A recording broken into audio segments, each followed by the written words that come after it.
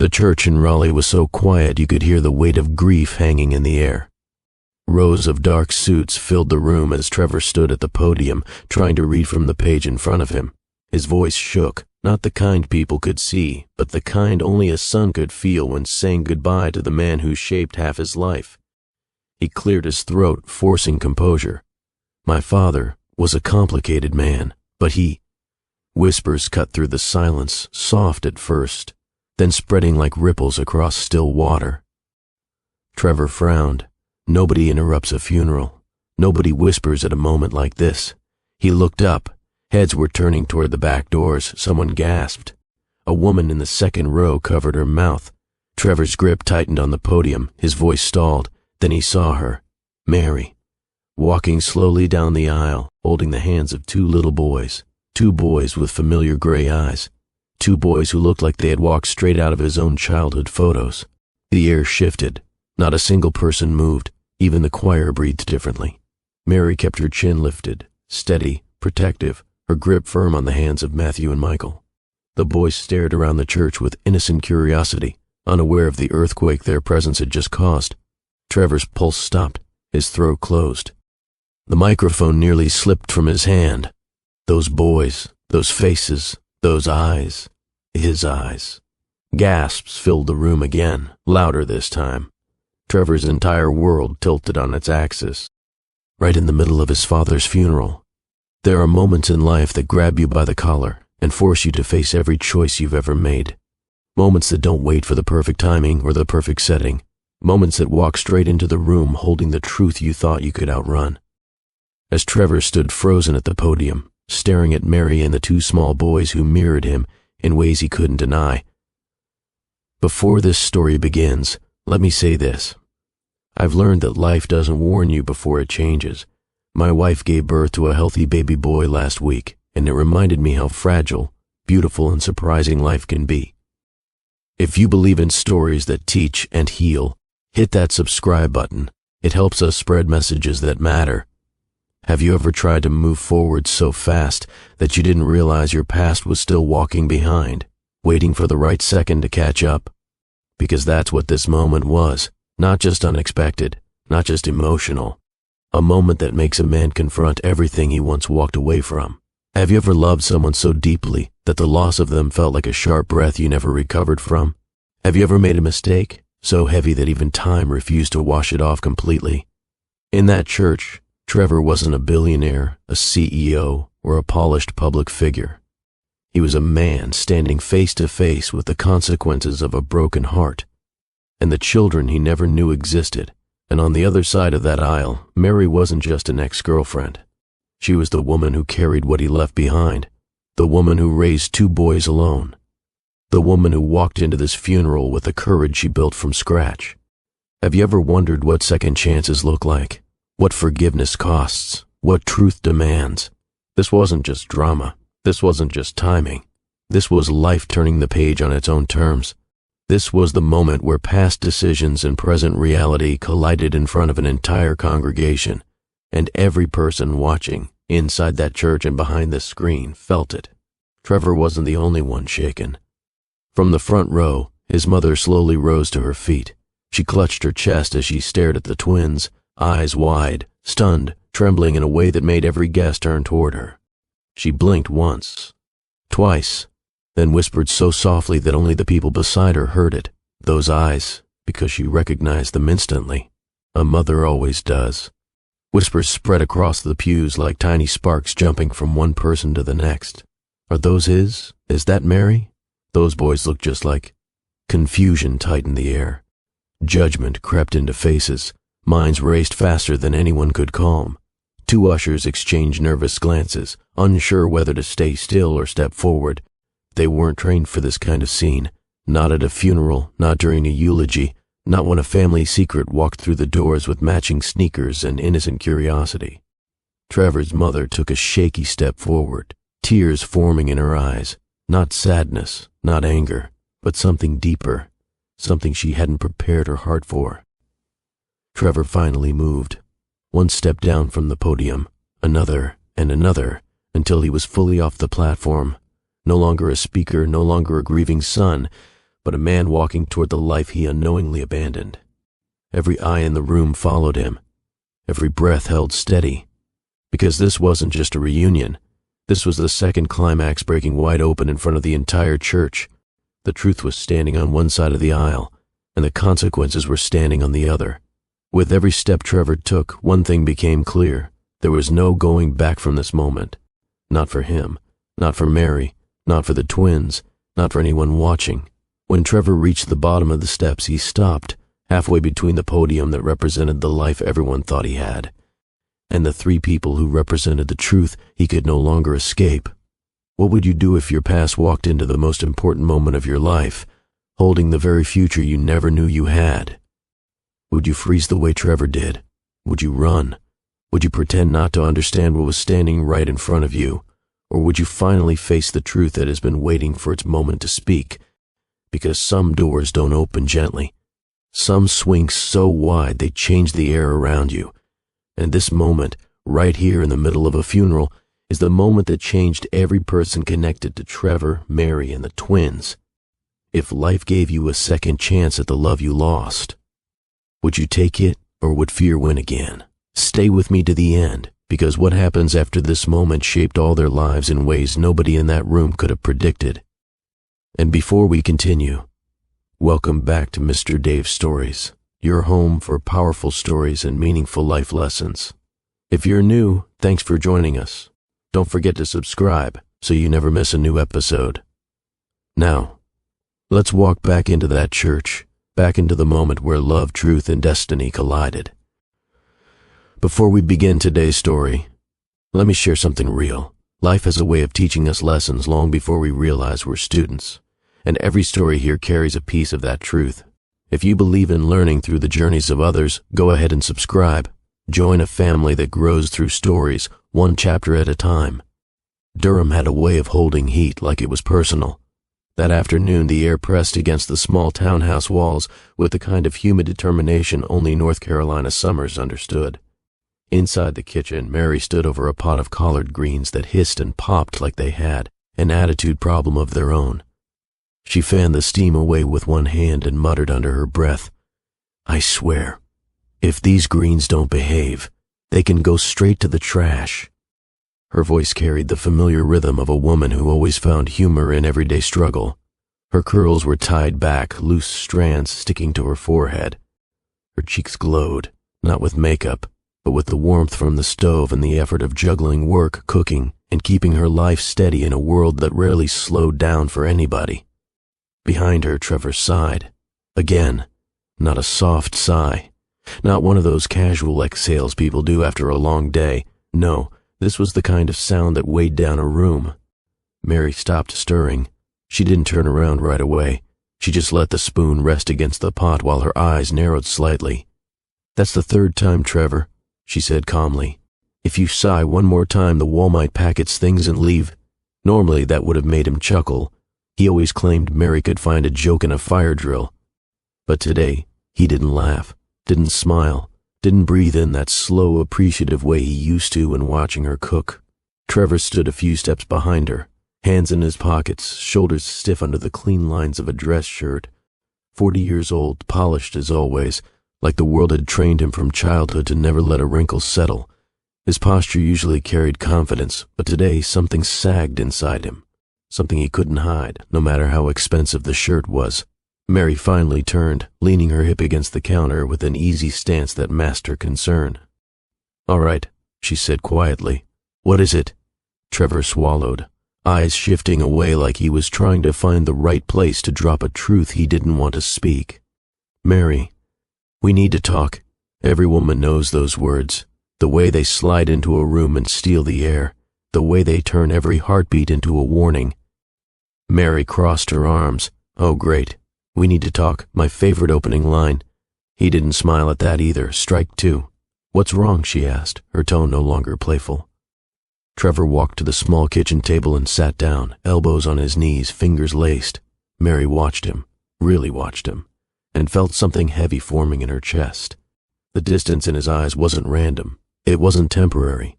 It was a signal she had hoped she'd never see. "The board wants me to oversee the expansion project," he said finally. She lifted an eyebrow. You're a billionaire CEO, Trevor. The board wants a lot of things. They breathe, they want something. He didn't correct her, didn't defend the board, didn't lighten the moment with one of his subtle jokes. Instead, he stared at the floor like the tiles suddenly needed deep reflection. It's not just meetings, he continued.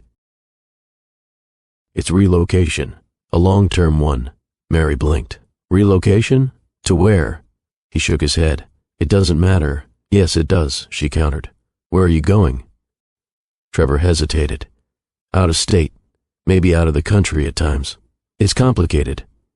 Mary placed the spoon on the counter and stepped closer. When did you find out? A few weeks ago. Her eyes widened. A few weeks? And you're telling me now? The silence that followed was the worst kind, the kind that confirmed the truth long before it was spoken. Mary's voice softened, trembling slightly. Trevor, are you leaving? Trevor finally looked up at her, not with anger, not with irritation, but with that heartbreaking mixture of guilt and finality. I need space, he said. Space, the kind of word that builds a wall in seconds. From what? She asked, her voice barely above a whisper. He rubbed his face. Everything, the pressure, the board, the media, my life. I don't know if I can give you what you want, Mary. Not right now. Her breath caught. And what exactly do you think I want? Trevor's jaw worked, but no sound came out. Mary laughed, soft, sad, disbelieving. Wow. You really think love is some kind of trap, don't you? Trevor stood suddenly, pacing the narrow kitchen space. I'm not saying that. I'm just trying to be honest. I care about you, but not enough to stay, she finished. He froze. That silence, that stillness, that was the confirmation. Mary looked away, blinking back the sting in her eyes. Part of her hoped he'd step forward, reach for her hand, say something that would stitch the moment together. But Trevor remained where he was, frozen between guilt and indecision. Mary, he murmured, please don't make this harder. She snapped her gaze back to him. Harder? Trevor, I'm not the one walking out. I'm not the one closing a door we spent months building. Her voice wavered, but she held her ground, shoulders squared. Even hurt, Mary refused to shrink.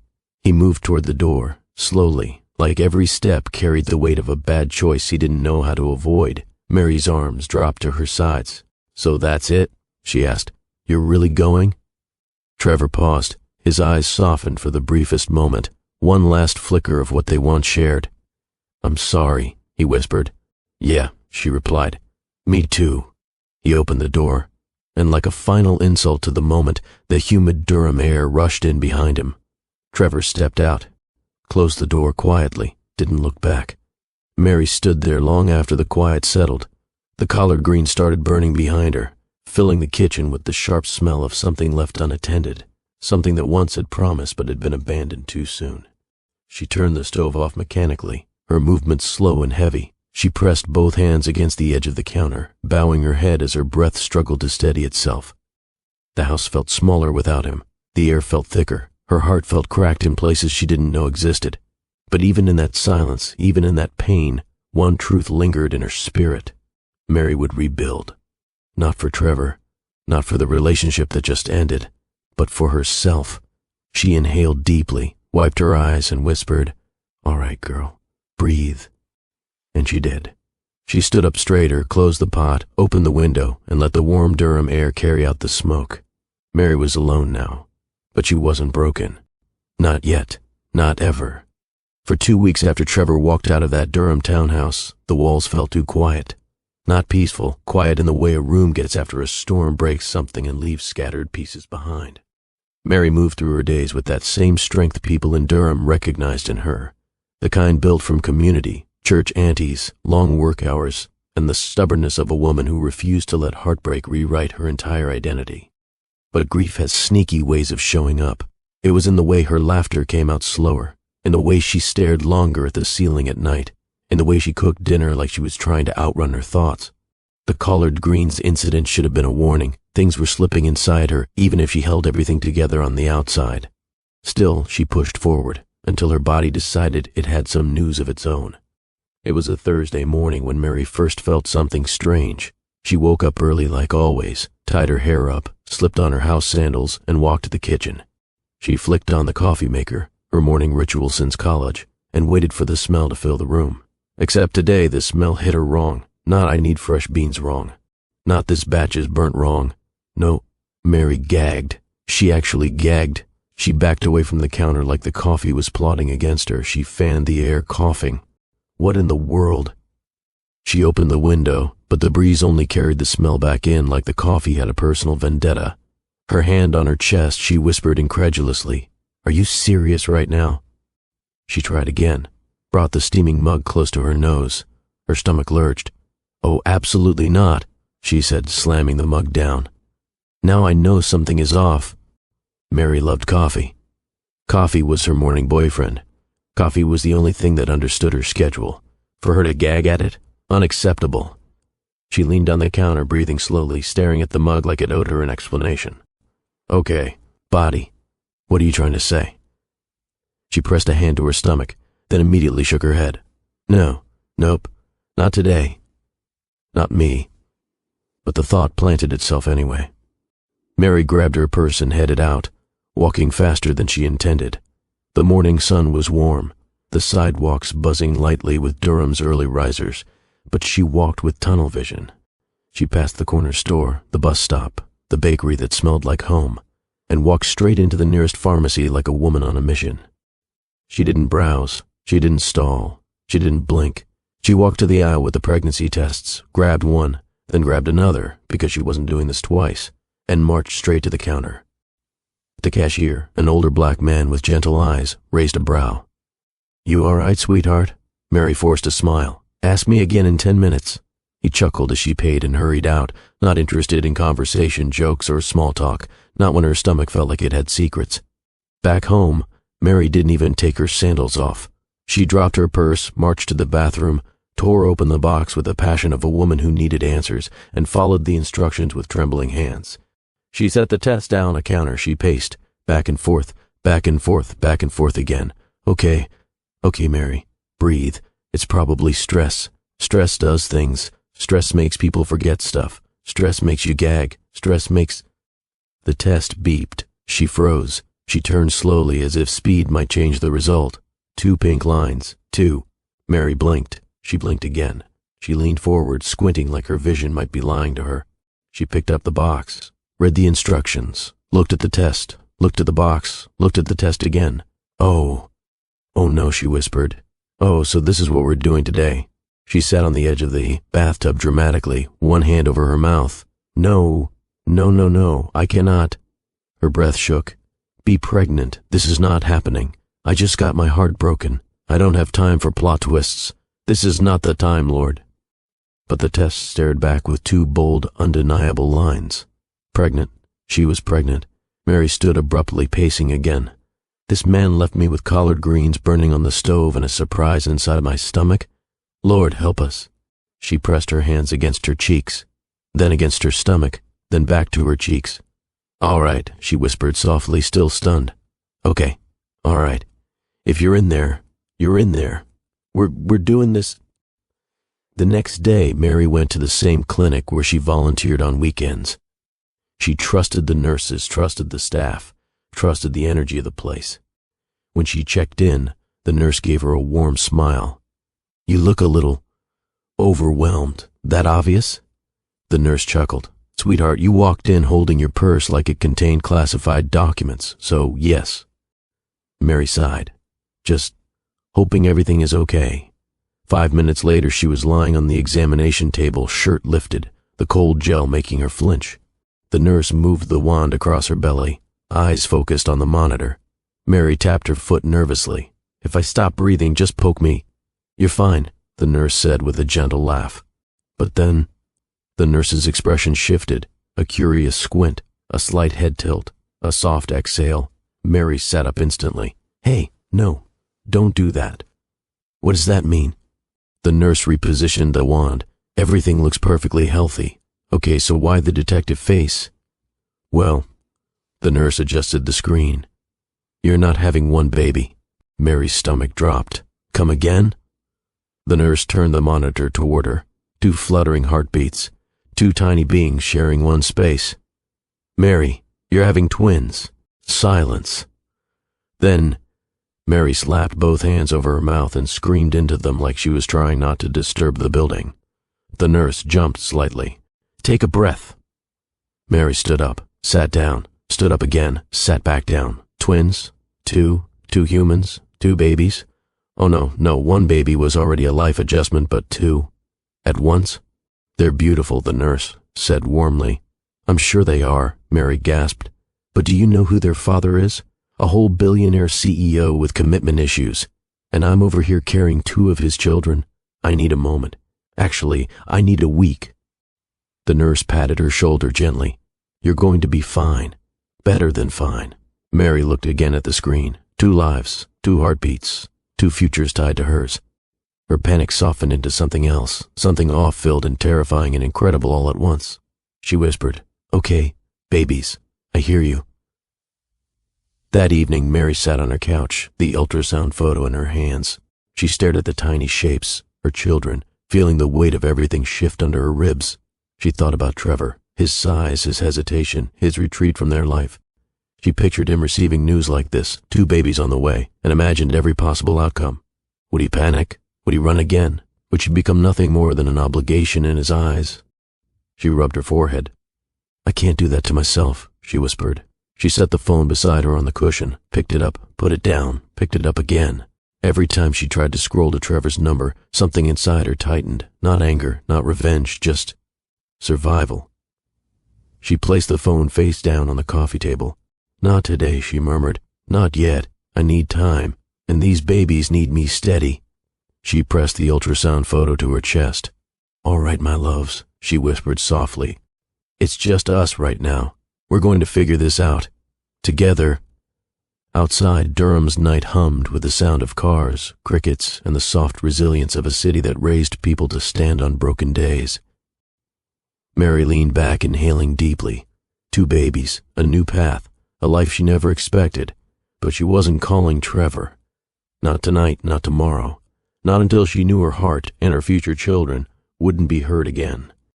Trevor's life didn't fall apart in the dramatic, movie-style way most people imagine. There was no breakdown in a boardroom, no scandal, no public outburst. Instead, his decline arrived quietly, soft, subtle, slow, like a man losing color one shade at a time. From the outside, Trevor still looked perfect. He still walked into meetings with crisp suits and that calm, measured confidence the business world depended on.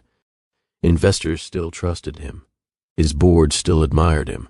Employees still whispered about his discipline and brilliance. But if you watched closely, if you saw beyond the polished exterior, you'd notice the truth. He wasn't smiling the same. He wasn't laughing the same. He wasn't living the same. Something inside him had been left behind in that Durham townhouse, and he couldn't name it, even when he felt it pressing against him every night when he lay in bed alone. The first sign came in how he handled mornings. Trevor used to wake early, exercise, drink a protein shake, and skim through global reports before sunrise. But now, he lay in bed too long, staring at the ceiling, replaying the last moments he'd shared with Mary. Her voice, her disappointment, her eyes when she realized he was choosing distance over love. He tried to blame work stress, the board, the media. But every time he thought of Mary standing in that kitchen, wiping her tears with stubborn pride, his chest tightened. He missed her. More than he expected, more than he knew how to process. He tried dating again, not out of desire but out of obligation to the image people expected of him. The dates were awkward, the conversations lifeless. He kept comparing every smile to Mary's, every laugh to hers, every spark to something he once felt but couldn't replicate. Worse, he found himself driving near South Point some evenings, taking turns that accidentally placed him near the neighborhood where Mary lived. He never stopped, never approached her door, never knocked. He just sat in his car, engine softly humming, staring at the familiar street like it held a piece of the life he should have chosen. That was how far gone he was. Mary refused to let her heartbreak steal her strength. She had two babies on the way, two small humans growing with the determination of people already ready to change her life forever. She made lists, so many lists, a list for emergency contacts, a list for meals that would freeze well because she knew twins would steal her time like thieves. She worked at the clinic during the day, answering phones, checking charts, helping families with kindness that came naturally to her. Her coworkers noticed she moved slower but smiled more, even when exhaustion hit her like a wave. "Mary, you're glowing," one of them said. She snorted. "I'm sweating, that's what this is." But even when she joked, she held a quiet determination. She was going to be ready. She wasn't going to let the pregnancy break her. She wasn't going to let fear guide her. And she wasn't going to call Trevor, not because she hated him, but because she loved her children enough to wait until the time was right. Pregnancy changed Mary's entire rhythm. Her cravings were unpredictable. One minute she wanted fried chicken. The next she wanted a fruit salad that didn't exist anywhere in Durham, unless she made it herself. Once she sent her cousin, name unspoken, a text saying, "If you don't bring me hot wings in the next 10 minutes, these babies will protest, and I cannot be held responsible." Every older woman in the neighborhood adopted her, offering remedies, advice, and meals. "You carrying too? Oh, honey, sit down. Sit all the way down. Drink water. Not that cold stuff. You need room temperature water. You need to be eating greens, beans, cornbread, and taking naps." Mary laughed daily, cried daily, ate daily, napped rarely because twins don't care about sleep schedules when they're still in the womb. She waddled with pride even when her back felt like it was filing for early retirement. She built a pillow nest around herself every night, so elaborate she joked it needed a zoning permit. Still, even in the humor, there were moments of fear. Nights where she turned on her side, hands resting on her belly, whispering, "I hope I'm enough for you." The babies would kick in response, sometimes gently, sometimes with the chaos of a dance battle. Mary smiled through the ache. "We're going to be okay," she would whisper back. "Mama's got you." While Mary prepared for motherhood, Trevor prepared for nothing. He couldn't focus, couldn't settle, couldn't understand why he felt like a man who had made the wrong turn miles ago and was too proud to admit it. He thought leaving Mary would fix the pressure he felt, but instead, it only amplified his emptiness. He didn't know where she was emotionally. He didn't know she'd fainted once during her second trimester and needed help from a neighbor. He didn't know the twins kicked hardest at night, or that Mary talked to them like they were roommates who needed manners. He didn't know she was building a nursery with thrift shop finds and gifts from sweet Durham aunties. He didn't know anything. And the longer the silence stretched, the heavier it pressed on him. Sometimes he held his phone, staring at her name, wanting to call, wanting to apologize, wanting to ask if she was okay. But shame kept his thumb frozen. He didn't know how to go back, so he stayed away, not realizing he wasn't staying away from just Mary anymore. The day the twins arrived started like any other, until it wasn't. Mary woke before dawn, gripping her stomach as a contraction rolled through her. "Oh no, not today," she muttered. "I'm not ready. Y'all stay in there until I eat breakfast." The babies did not care. Another contraction hit. Mary yelled toward the window. "Somebody call whoever is in charge of contractions. I need to file a complaint." But within the hour, she was at the hospital, breathing hard, gripping the rails of the bed. The nurses coached her through every push, every breath, every moment her strength wavered. And then, a baby cried, a beautiful, loud cry. Her first son, Matthew. They placed him on her chest, tiny fingers curling, his skin warm and soft and perfect. Mary burst into tears, holding him gently. Before she could fully catch her breath, another contraction began. Her second son entered the world minutes later. Michael, smaller, but loud enough to let everyone know he would not be ignored. She held both babies, one on each side, and felt her entire life shift beneath her, making space for a new purpose she didn't know she had room for. Her tears fell freely as she whispered, "My boys, my strong boys." When the room finally quieted, babies fed, swaddled, and resting in their bassinets, Mary sat upright, exhausted but glowing with new strength. She looked at Matthew. She looked at Michael, two miracles she never expected, two lives she would protect with everything in her. She reached gently into each bassinet, touching their tiny hands. "I will raise you strong," she whispered. "Strong enough to build your own paths, strong enough to love without fear." She inhaled deeply. "And if your father ever deserves to meet you, we'll cross that bridge when it comes." She kissed their foreheads. This wasn't just a vow, and a man frozen in place as he finally faced the children he never knew he had. When Matthew and Michael turned one, Mary realized something. Raising twins wasn't just a full-time job, it was a sport. a competitive one. One where the rules changed every week and nobody warned her ahead of time. The morning of their first birthday, the Durham sun peeked through her curtains as if it wanted to apologize for how chaotic the day would be. Mary rolled out of bed with her hair in a bonnet, one sock missing, and the determination of a woman who refused to be defeated by two toddlers who had never paid rent. "All right, boys," she announced as she lifted them from their cribs. "Mama survived 12 months. I think I deserve a trophy," Matthew squealed. Michael drooled. Both clapped like she delivered the opening line of a comedy show. She dressed them in matching outfits, mostly because dressing them differently required too much brain power, and carried them to the living room, where a modest setup waited. A few balloons taped to the wall, thrift store decorations, and cupcakes she baked at 3 a.m. because they refused to sleep unless she sang the alphabet song backward. The first balloon popped within 5 minutes. Matthew almost cried. Michael laughed so hard he fell sideways. "Lord," Mary whispered, "give me patience, unlimited patience." But despite the chaos, the joy in their faces made it worth every sleepless night. Durham had a special way of stepping in when people needed help. It wasn't always loud or dramatic, but it was dependable. It was in the way neighbors checked on her, in the meals dropped off just because, in the aunties at church who pressed baby wipes, dollars, or sandwiches into her hands like they were doing God's personal work. One woman from up the street would stop by every Thursday evening. "You had a long week," she would say, handing Mary a casserole dish. "Eat this and go lie down." "But I have dishes." "I didn't ask about dishes. Go lie down." Mary would laugh, gratitude softening the tiredness around her eyes. Another neighbor insisted on pushing the stroller during community walks. "You juggling two boys," she'd say. "I'm taking this stroller like it's my assignment." Mary didn't fight it. She learned early that accepting help was also a kind of strength. Her days were still long, still exhausting, still unpredictable, but she was never alone, not fully. Durham had her back. When the boys turned 18 months, their personalities bloomed in ways Mary could never have predicted. Matthew was the explorer, curious, bold, ready to climb anything that could hold his weight, and even things that couldn't. Mary once found him standing inside the refrigerator, waving a yogurt pouch like he'd won a prize. Michael, meanwhile, was the talker. Words poured out of him with the speed and volume of a radio host. If he wasn't talking, he was humming. If he wasn't humming, he was making siren noises, loud ones. "Mama," he yelled one afternoon, "Matthew eating paper." Mary sprinted into the room. "Boy, why are you eating paper?" Matthew grinned, 4 little teeth showing proudly. Michael sighed dramatically. "He don't listen." Mary rubbed her forehead. "Neither do you.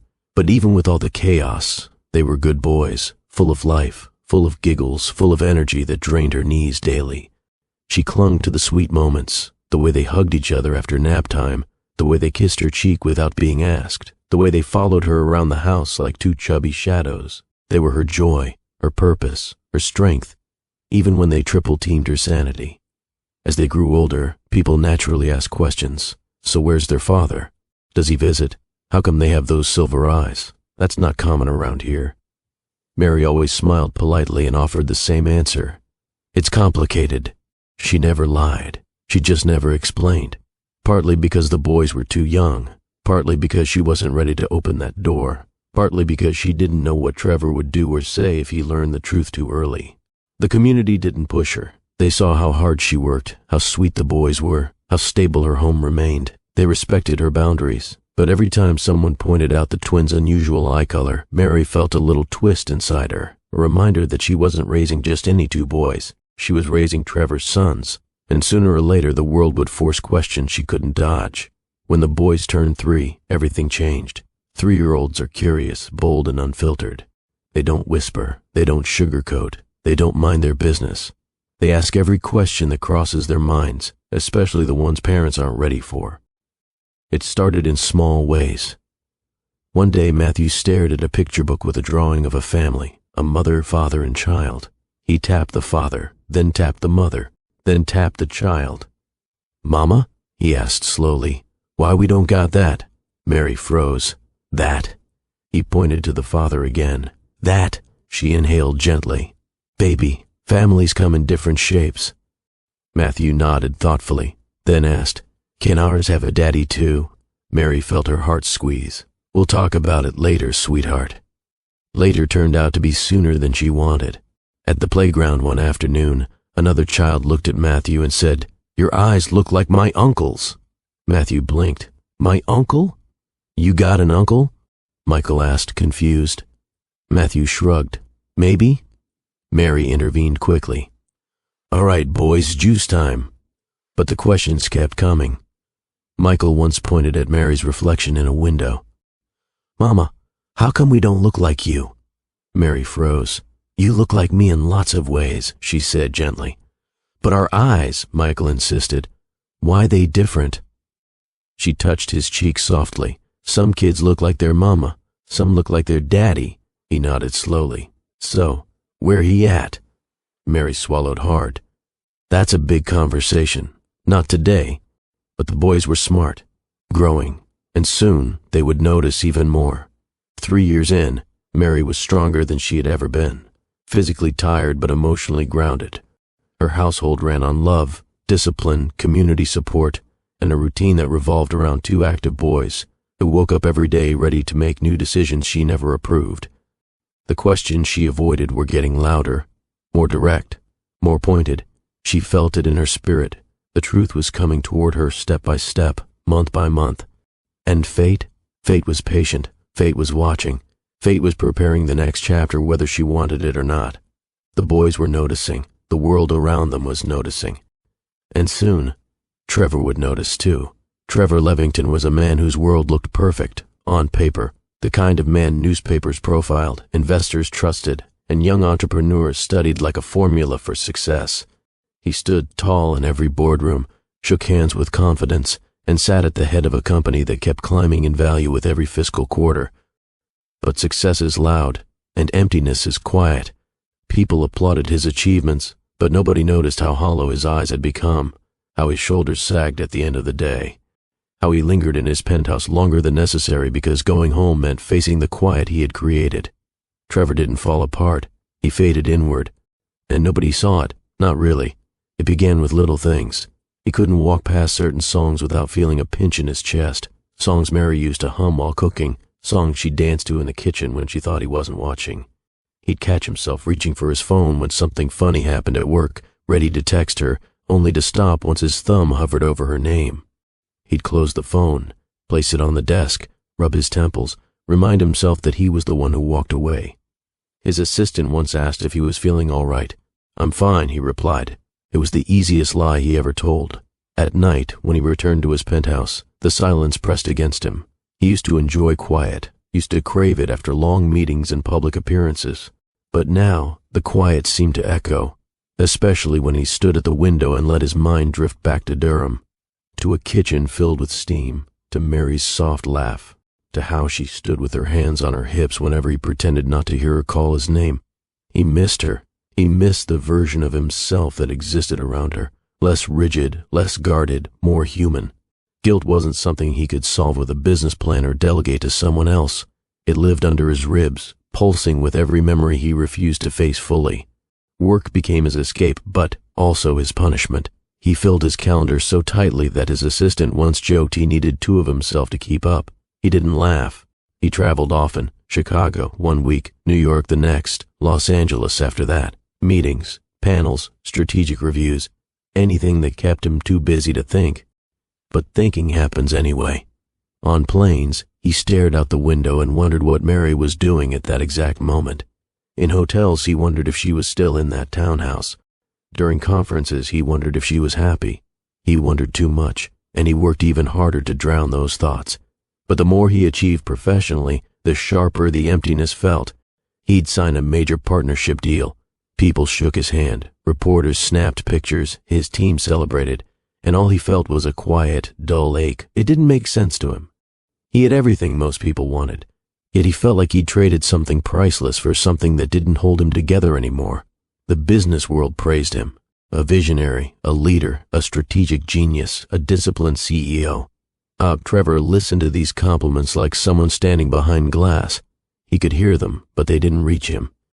His company hit record valuations. His name trended in finance circles. He was invited to private events and high-end charity galas. Yet after every speech, every handshake, every enthusiastic introduction, he ended up alone in the back of a car, staring out the window at nothing. At one event, a woman approached him boldly. "You're Trevor Levington, right? The brilliant CEO." He'd forced a polite smile. That's what they say. But inside, he felt disconnected, because every time someone called him brilliant, he thought of the one person who didn't care about brilliance. She cared about who he was away from the spotlight. Mary. She was the only person who ever challenged him to be more than the image he presented, and he let her go. He didn't plan the first drive. He told his chauffeur he wanted to head toward the countryside, clear his mind. But halfway through the ride, he recognized certain turns, certain roads, the familiar street signs of Durham creeping into view. "Sir, are you sure you want to go this direction?" the driver asked. Trevor stared out the window, voice low. Yes. He didn't get out of the car. He didn't ask to stop. He didn't approach her home. He simply looked. The street was calm, families walking, kids on bikes, neighbors chatting on porches. He remembered nights when he and Mary would walk together, discussing nothing and everything. He missed that. He missed the simplicity. He told the driver to turn around and return home. But the next week, he returned to that neighborhood. Sometimes he saw the lights on, in a house he thought might still be hers. Sometimes he saw a stroller on a porch and his stomach twisted. He didn't know why. He shook the thought away. He wasn't ready to entertain the possibility of what he had left behind. Trevor wasn't an emotional man by nature. He was taught early to suppress anything that didn't serve logic or discipline. But now, emotions leaked through him in ways he couldn't manage. If he saw a child laugh in public, something tugged at him. If he saw a mother comforting her baby, he felt something stir painfully. If he heard someone say family, he flinched internally. He didn't know he had children. He didn't know Mary carried twins alone. He didn't know his entire life had changed without him. But deep down, something in him sensed a missing piece, a void shaped like a family he never nurtured.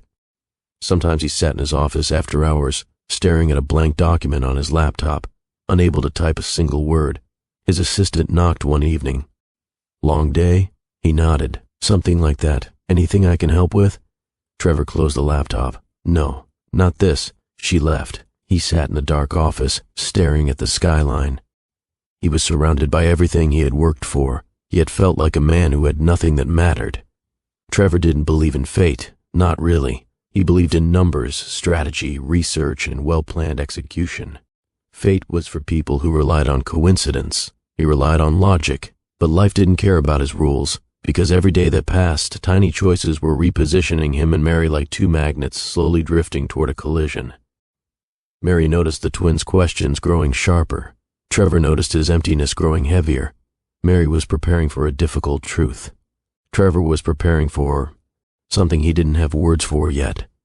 He thought he was simply visiting old memories when he'd drive near that neighborhood. But fate knew better. Fate was aligning moments.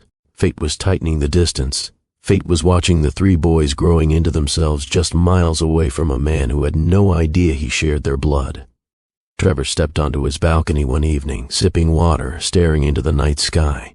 He whispered quietly to himself, "Why does it feel like something's coming?" Because something was, something he could never predict, something that would unravel every lie he told himself, something that would force him to face the truth he didn't know existed. He didn't know it yet, but the world was preparing him for the day he would stand frozen in a church aisle, staring at two boys who looked exactly like him. And the first step toward that moment was already walking toward him. If there was one thing motherhood taught Mary, it was this: 3-year-olds wake up with boldness in their spirit and zero respect for peace. On a warm Saturday morning in Durham, Matthew and Michael were already sprinting across the living room, shouting about pancakes, dragons, and a shoe one of them lost but insisted the other one stole. "Mama!" Matthew yelled, running full speed into her leg. "Mama!" Michael repeated, running into Matthew. Mary sighed, rubbing her temples. "Why are you both yelling the same thing?" "We hungry," they said together. Her day had begun. Mary pulled out flour and eggs while the boys sat at the kitchen table, kicking their feet under the chairs like tiny drummers who had caffeine in their baby bottles. She loved them with her whole heart, but she often wondered where they got this much energy. She suspected the answer was payback from the universe, but she kept that theory to herself. During breakfast, the first domino of plot drop 2 began to fall, quietly, subtly, almost innocently. Michael studied her face with curiosity.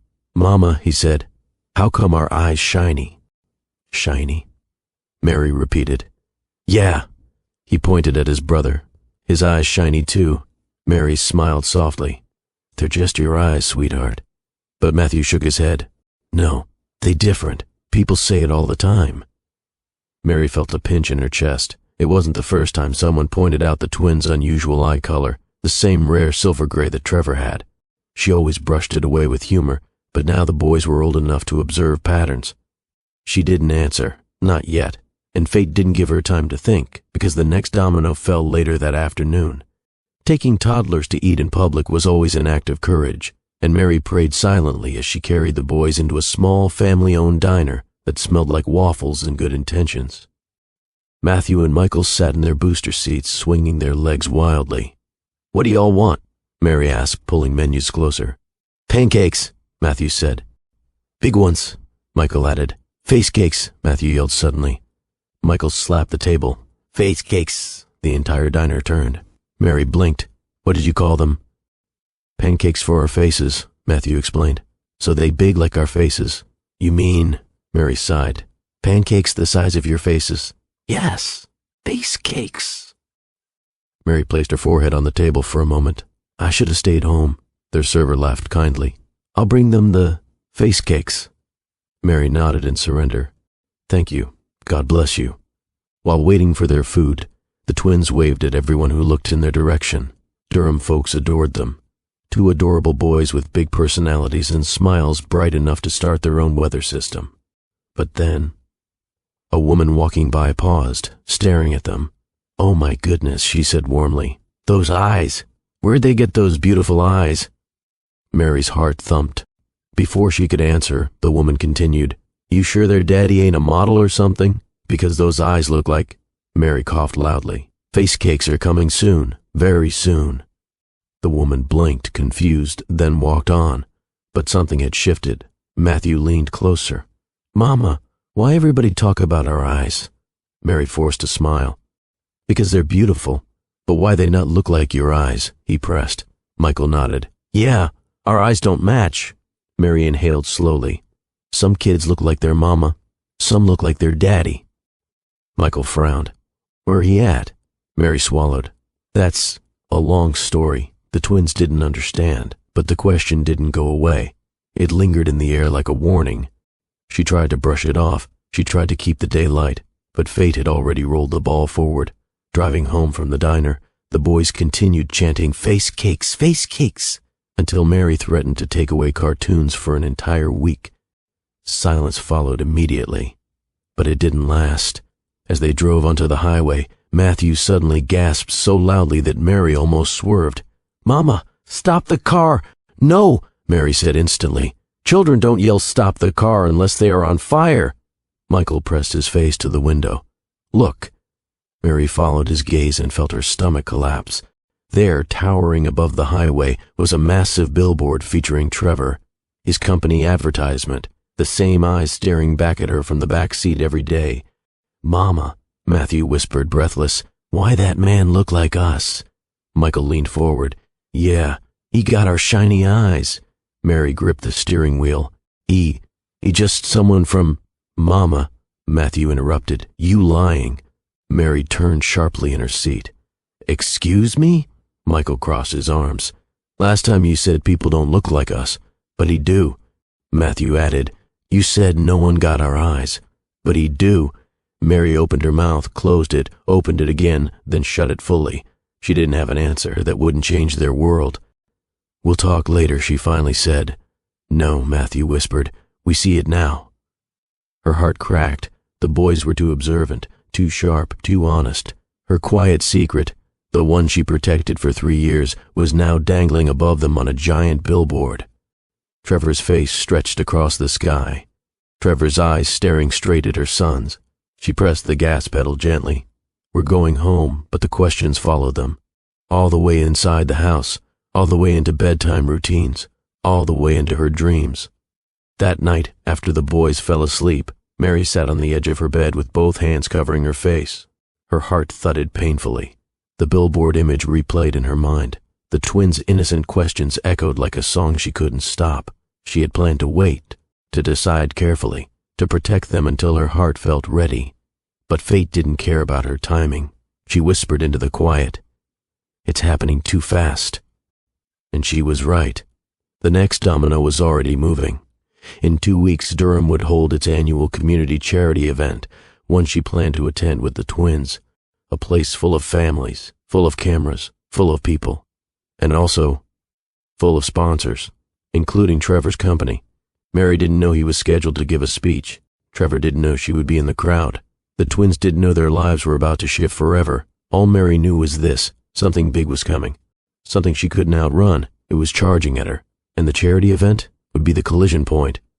The downtown Durham Community Center buzzed with life. Every year, the annual charity event brought families, volunteers, students, local vendors, and city leaders together.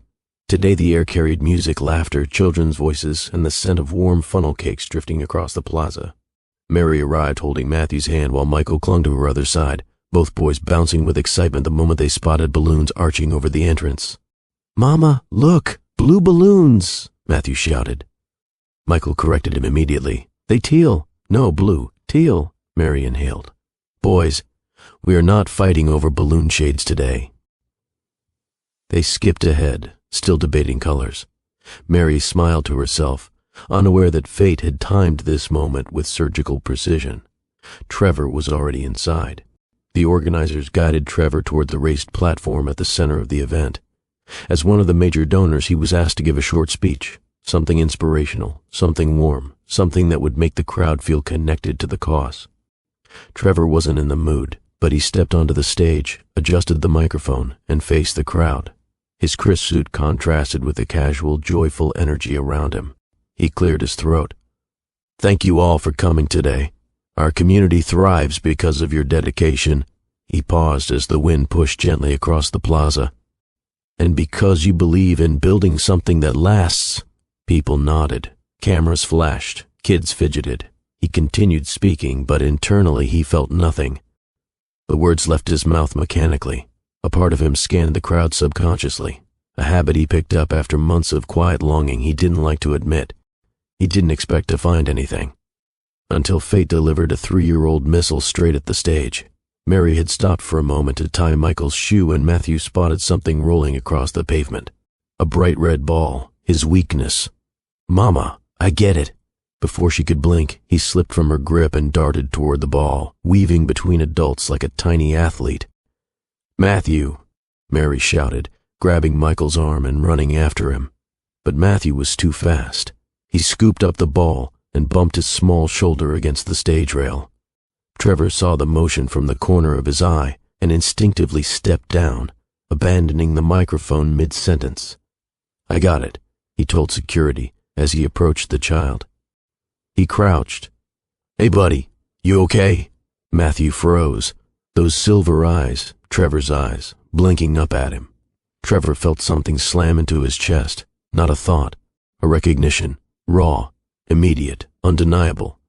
The boy stared back at him, confused but curious. Trevor's breath caught. He had lived with those eyes before. He had loved the woman who made those eyes possible. His pulse raced. He whispered, voice shaky, "You look like—" He couldn't finish. His brain wasn't keeping up with his heart. Mary reached them. She grabbed Matthew's hand quickly. "I'm so sorry. He didn't mean to." Trevor stood slowly. Their gazes met, and for the first time in 5 years, time stopped for both of them. Mary's breath hitched. Trevor's voice failed. Michael ran toward them, clutching her leg, confused. The world around them continued. Kids laughing, music playing, vendors calling out their specials. But the four of them existed in a bubble that separated from everything else. Trevor's eyes drifted from Mary, to Michael, to Matthew, back to Mary, and then again to the twins. Shock pulsed through him. Recognition. Truth. A truth so loud it drowned out the entire event. The twins, standing there with the same eyes he saw in the mirror every morning, stared back at him like they were trying to solve a puzzle. Michael tugged Mary's shirt. "Mama, why he look like us?" The crowd around them turned. "That's Trevor Levington. Oh my God, are those his?" Mary's heart pounded violently. This was the moment she feared, and the moment she knew was inevitable. Trevor stepped closer, voice low, trembling. "Mary, are they—" He couldn't finish. He didn't need to. His face said everything. Her lips parted. "Trevor, this isn't the place." But the truth was already out. People were staring. The collision of two worlds, Mary's quiet life and Trevor's public one, exploded right there in front of half of Durham. Trevor swallowed hard, tears burning at the edges of his vision. "Mary," he whispered again, voice breaking, "are they mine?" Mary closed her eyes. This was the question she had been outrunning. She didn't answer, not yet, because the answer would change his life, change her life, change their sons' lives, and every breath she took felt heavier. Trevor looked at the boys again, those familiar silver eyes staring up at him with innocent curiosity. His world tilted, his knees weakened, his heart cracked open. Everything he didn't know he had lost was standing in front of him holding a red ball, and that was how the charity event ended. Not with applause, not with celebration, but with a single question burning the air. "Mary, are they—" Mary's silence was the loudest answer of all. The ride home from the charity event was quiet, too quiet, even for two boys who normally filled the car with questions, songs, and arguments about who got more apple slices. Mary kept her eyes on the road, hands clenched around the steering wheel as if letting go would cause the entire day to unravel again. Matthew held the red ball in his lap, staring at it in deep thought. Michael kept glancing at Mary, then at his brother, then out the window. The silence became its own weight. Finally, Michael whispered, "Mama, was that man mad at us?" Mary blinked. "Mad? Why would he be mad?" "He looked funny," Michael said slowly, "like he saw a ghost." Matthew nodded. "Yeah, like when cartoons get scared." Mary exhaled. "He was just surprised, that's all." But the boys weren't done. "Why he look like us?" Matthew asked softly. Mary felt the question hit her like a stone, not because she didn't have an answer, but because the truth was now alive in the room, no longer patient, no longer willing to wait for a safer moment. She pulled the car into the driveway, turned off the engine, and sat there for a moment, breathing, thinking, bracing. But she wasn't ready, not yet. "Let's go inside, babies," she said quietly. Inside the house, the twins kicked off their shoes and ran toward the living room, but their usual playful energy wasn't fully there. They kept glancing at Mary the way kids do when they sense something big is happening. Matthew tugged her shirt. "Mama?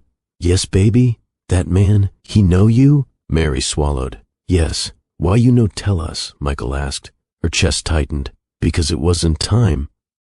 Matthew blinked. "Is it time now?" Mary hesitated, only for a second, but the boys saw it. They were young, but they weren't clueless. "Mama, you scared?" Michael whispered.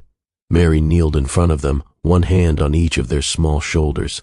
"I love you both," she said softly, "more than anything in this world. And when the time is right, I'll tell you everything." Matthew frowned, but he looked like us. Mary felt tears sting the back of her eyes. "I know, but we don't know him," Michael added. "I know," she whispered. There was nothing more she could say without opening a door she wasn't ready to open. Not yet, so she pulled them close, held them until their tiny bodies relaxed in her arms, held them until their breathing steadied. But even as she held them, her mind wasn't still, because while her sons were questioning her, Trevor was questioning his entire life. Trevor didn't remember leaving the stage. He didn't remember walking past volunteers or ignoring cameras or stepping into the black car waiting for him. Everything blurred, like sound and motion couldn't keep up with the shock tearing through him. Back in his penthouse, he sat on the edge of his bed, elbows on his knees, hands covering his face. Two boys with his eyes, his exact eyes. He whispered into the empty room, "They're mine." And once he said it, the truth dropped into him like a weight he couldn't carry yet. He stood suddenly, pacing from one wall to the other, his chest tightened painfully. "How could she not tell me?" he whispered. "How could I leave without knowing?" He pressed his hand to the window, staring at the city lights. The glass fogged slightly from his breath. He replayed the scene from the event, the way Matthew grabbed the ball, the way Michael clung to Mary, the way both boys stared at him with wide curiosity. He felt something break inside him, something old, something buried. He didn't care about the cameras. He didn't care about whispers. He cared about two boys who looked at him like they were trying to recognize something inside themselves. He sat on the bed again, voice cracking. I miss so much. The guilt hit him in waves, sharp, unforgiving, relentless. And beneath the guilt, a fear he didn't know how to name. That night, after the twins finally fell asleep, Mary sat on the couch wrapped in a blanket. A warm lamp glowed beside her, but she felt cold. The charity event replayed in her mind like a film she wasn't ready to watch. Trevor's face, his shock, his trembling voice, the tears forming in his eyes when he whispered, "Mary, are they?" She had prepared herself for years, but the real moment felt nothing like the scenarios she imagined. She pulled her phone from the coffee table. Trevor's contact stared back at her. She hadn't dialed that number in 5 years. Her thumb hovered over the screen. If she messaged him, this wouldn't be reversible. If she stayed silent, her boys would keep asking questions she wasn't ready to answer. Her chest tightened. She whispered to herself, "He deserves to know." But then another voice inside her, the protective one, argued, "And what if he leaves again?" She dropped her head into her hands. She didn't know what the right answer was, only what the honest one was. She lifted her phone again, typed a message, deleted it, typed it again, deleted it. Finally, slowly, she typed 2 words, "We need to talk." Her fingers shook as she pressed send. She didn't expect a reply so fast. But Trevor had been sitting on the floor of his penthouse, staring at his phone the entire night. Her message lit up the screen. He responded in under 3 seconds. "Tell me where. I'll be there." She exhaled shakily. Tomorrow, early morning, somewhere quiet. Her stomach fluttered with fear, with truth, with inevitability. The next morning, the sky was soft gray as Mary walked toward the small park they agreed upon. A few joggers passed by. A dog barked in the distance. The world felt peaceful, but inside her chest a storm churned. Trevor was already there, standing near a bench, hands in his pockets, breathing shakily. He looked different, not the collected CEO the world admired. He looked human, wounded, afraid. When he saw her, he exhaled sharply. "Mary." She stopped a few feet away. They stood there facing each other, suspended in a moment neither could control. "They're your sons, Trevor." Trevor closed his eyes. A single tear slid down his cheek, not dramatic, not loud, just quiet truth. He whispered, "How old?" Three, he repeated, almost choking. "I missed. So much." Mary looked down. "I didn't want you to stay out of responsibility.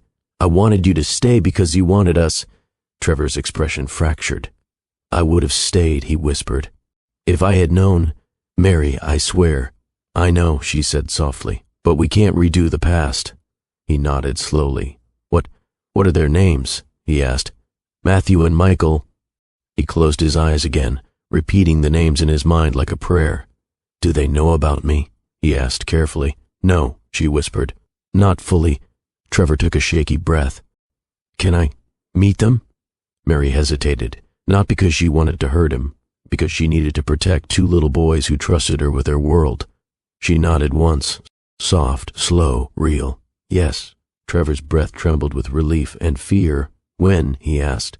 "Soon," she said. "They need time, and so do I." Trevor nodded. "Anything you say."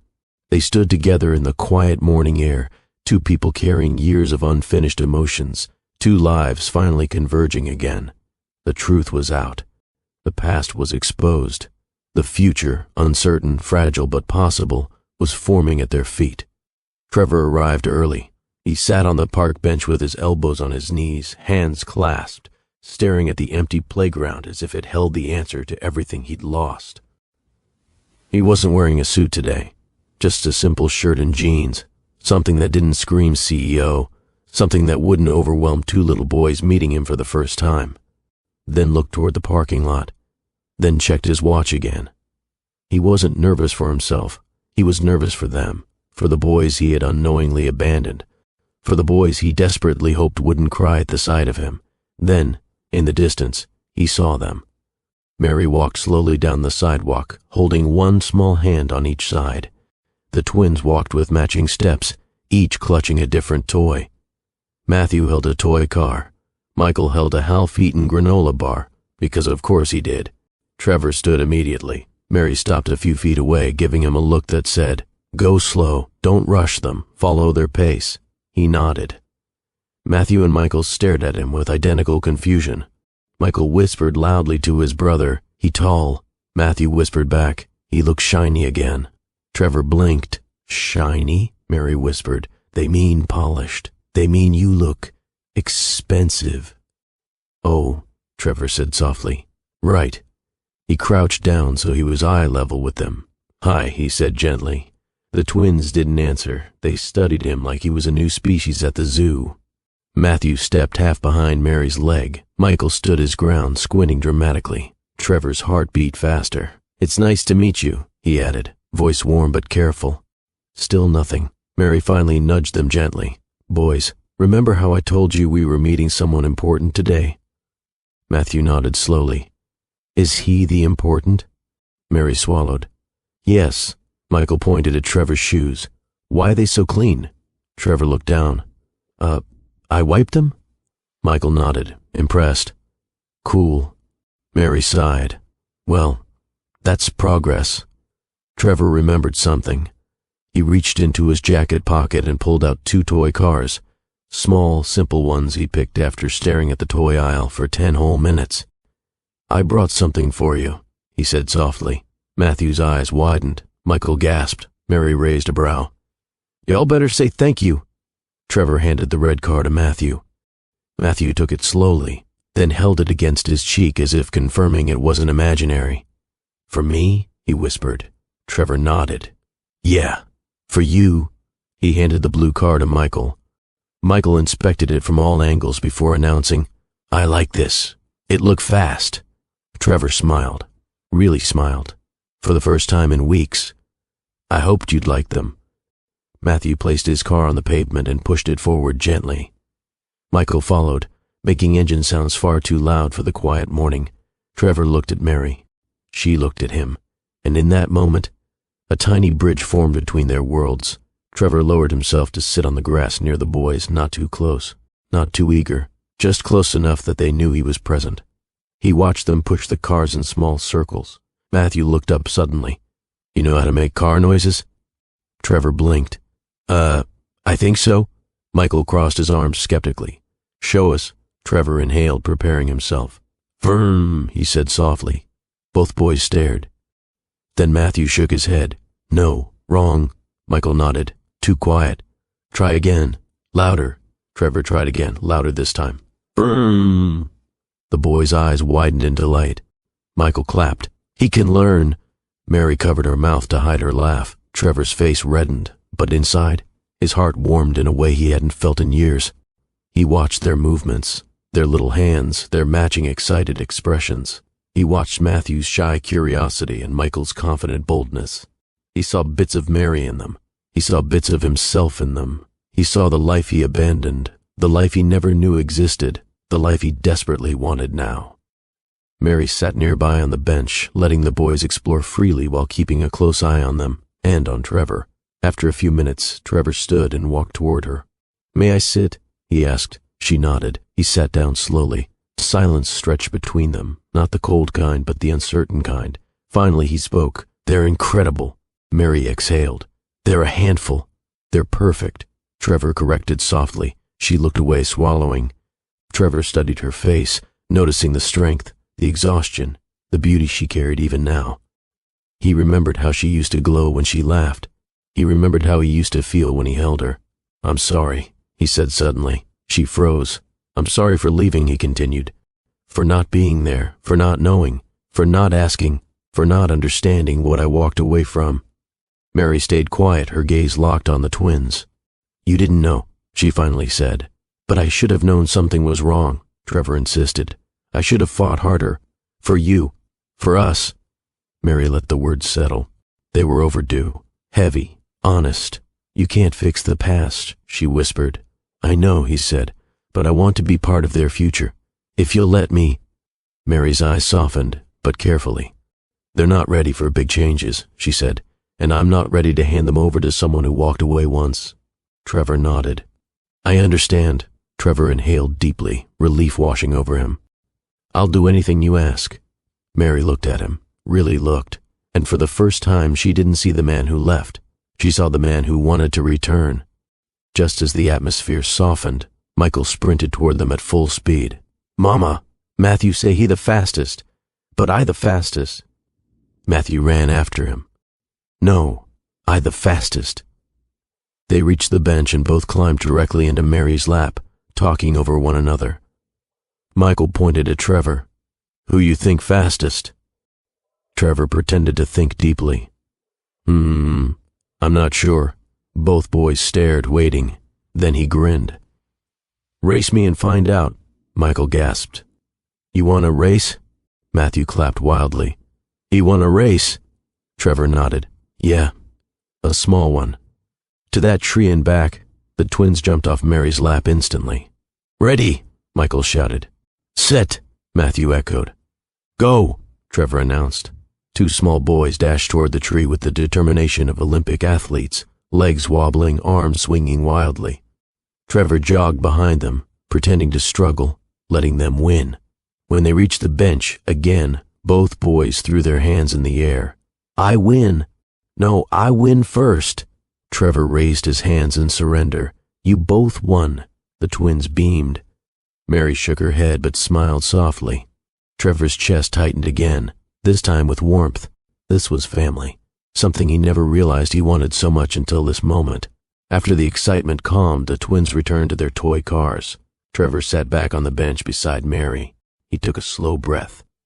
Mary, he said quietly, I know trust doesn't come easy, and I know I have a lot to rebuild. She nodded, listening. But I'm here. I'm not leaving again. Not for work. Not for pressure. Not for anything. Mary turned her head slightly. He continued, voice steady. I'll show up for them. Every time. I'll show up for you too, however you allow me. I want to earn my place, not just as their father, but as someone you can rely on. Mary didn't respond immediately, but her silence wasn't rejection. It was consideration, softening. Finally, she said, They like you. Trevor exhaled in relief. Do you? Mary hesitated, then gave a small, almost shy smile. I'm starting to. Trevor didn't push for more, didn't ask for promises, didn't rush the moment. He simply let the warmth sit between them. The boys giggled behind them, pushing cars across the concrete. Trevor watched the twins, Mary watched Trevor.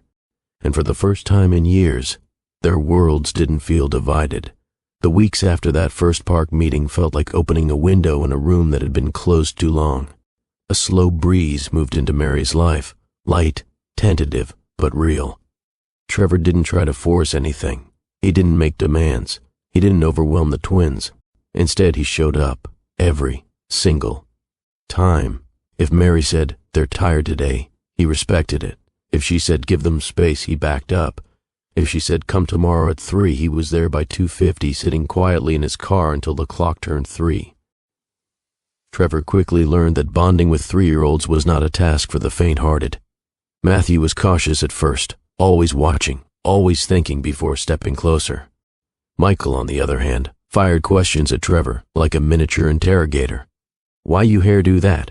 Why your shirt don't wrinkle? You rich? Like, rich? Trevor answered what he could and redirected what he couldn't. He brought simple toys to each visit, not to buy affection, but to create experiences. One afternoon, Matthew tugged Trevor's sleeve and said quietly, You coming back tomorrow? Matthew hugged his leg before running off again. Trevor had never felt something melt inside him like that moment. Trevor decided he wanted to contribute in a practical way, so one evening he showed up with groceries and said confidently, I'm cooking tonight. Mary blinked. Cooking what? Trevor lifted a bag proudly. Chicken, rice, vegetables. Mary crossed her arms. Do you know how to cook any of that? Not exactly. She put a hand on her hip. Trevor, I watched a video. 2 videos, actually. Matthew whispered to Michael, We gonna die? Michael nodded gravely. For sure. Mary sighed. Fine, but I'm supervising. What followed was chaos. Trevor tried seasoning the chicken and accidentally poured too much pepper. Mary yelped, Trevor, that is not how pepper works. He dropped a spoon, burned his finger, spilled rice on the floor, created smoke so thick the twins started fanning the air dramatically. But he didn't quit. He laughed at himself. Let the boys stir a bowl. Ask Mary questions instead of pretending to know the answers. In the end, the dinner was edible, barely, but the twins declared it the best meal ever. simply because Trevor cooked it. Mary watched their joy and felt something unfamiliar warming her chest. Not love, not yet, but softness, openness, permission to hope. Mary didn't trust easily, not after what happened.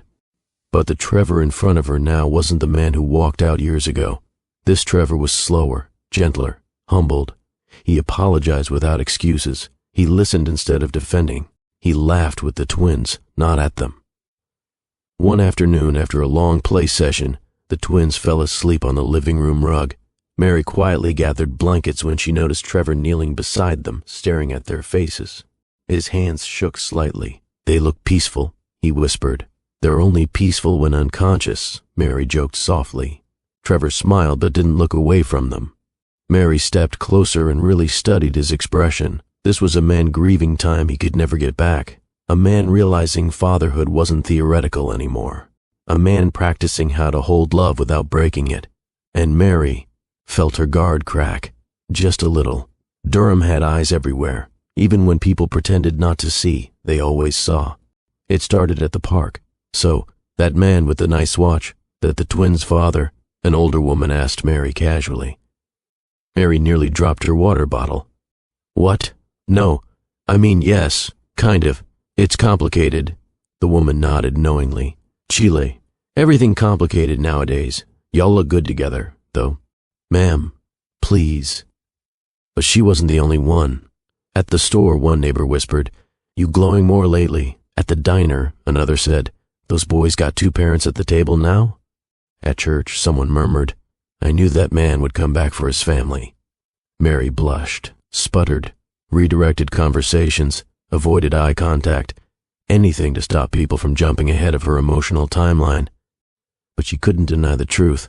Trevor was showing up, and people were noticing, including her sons.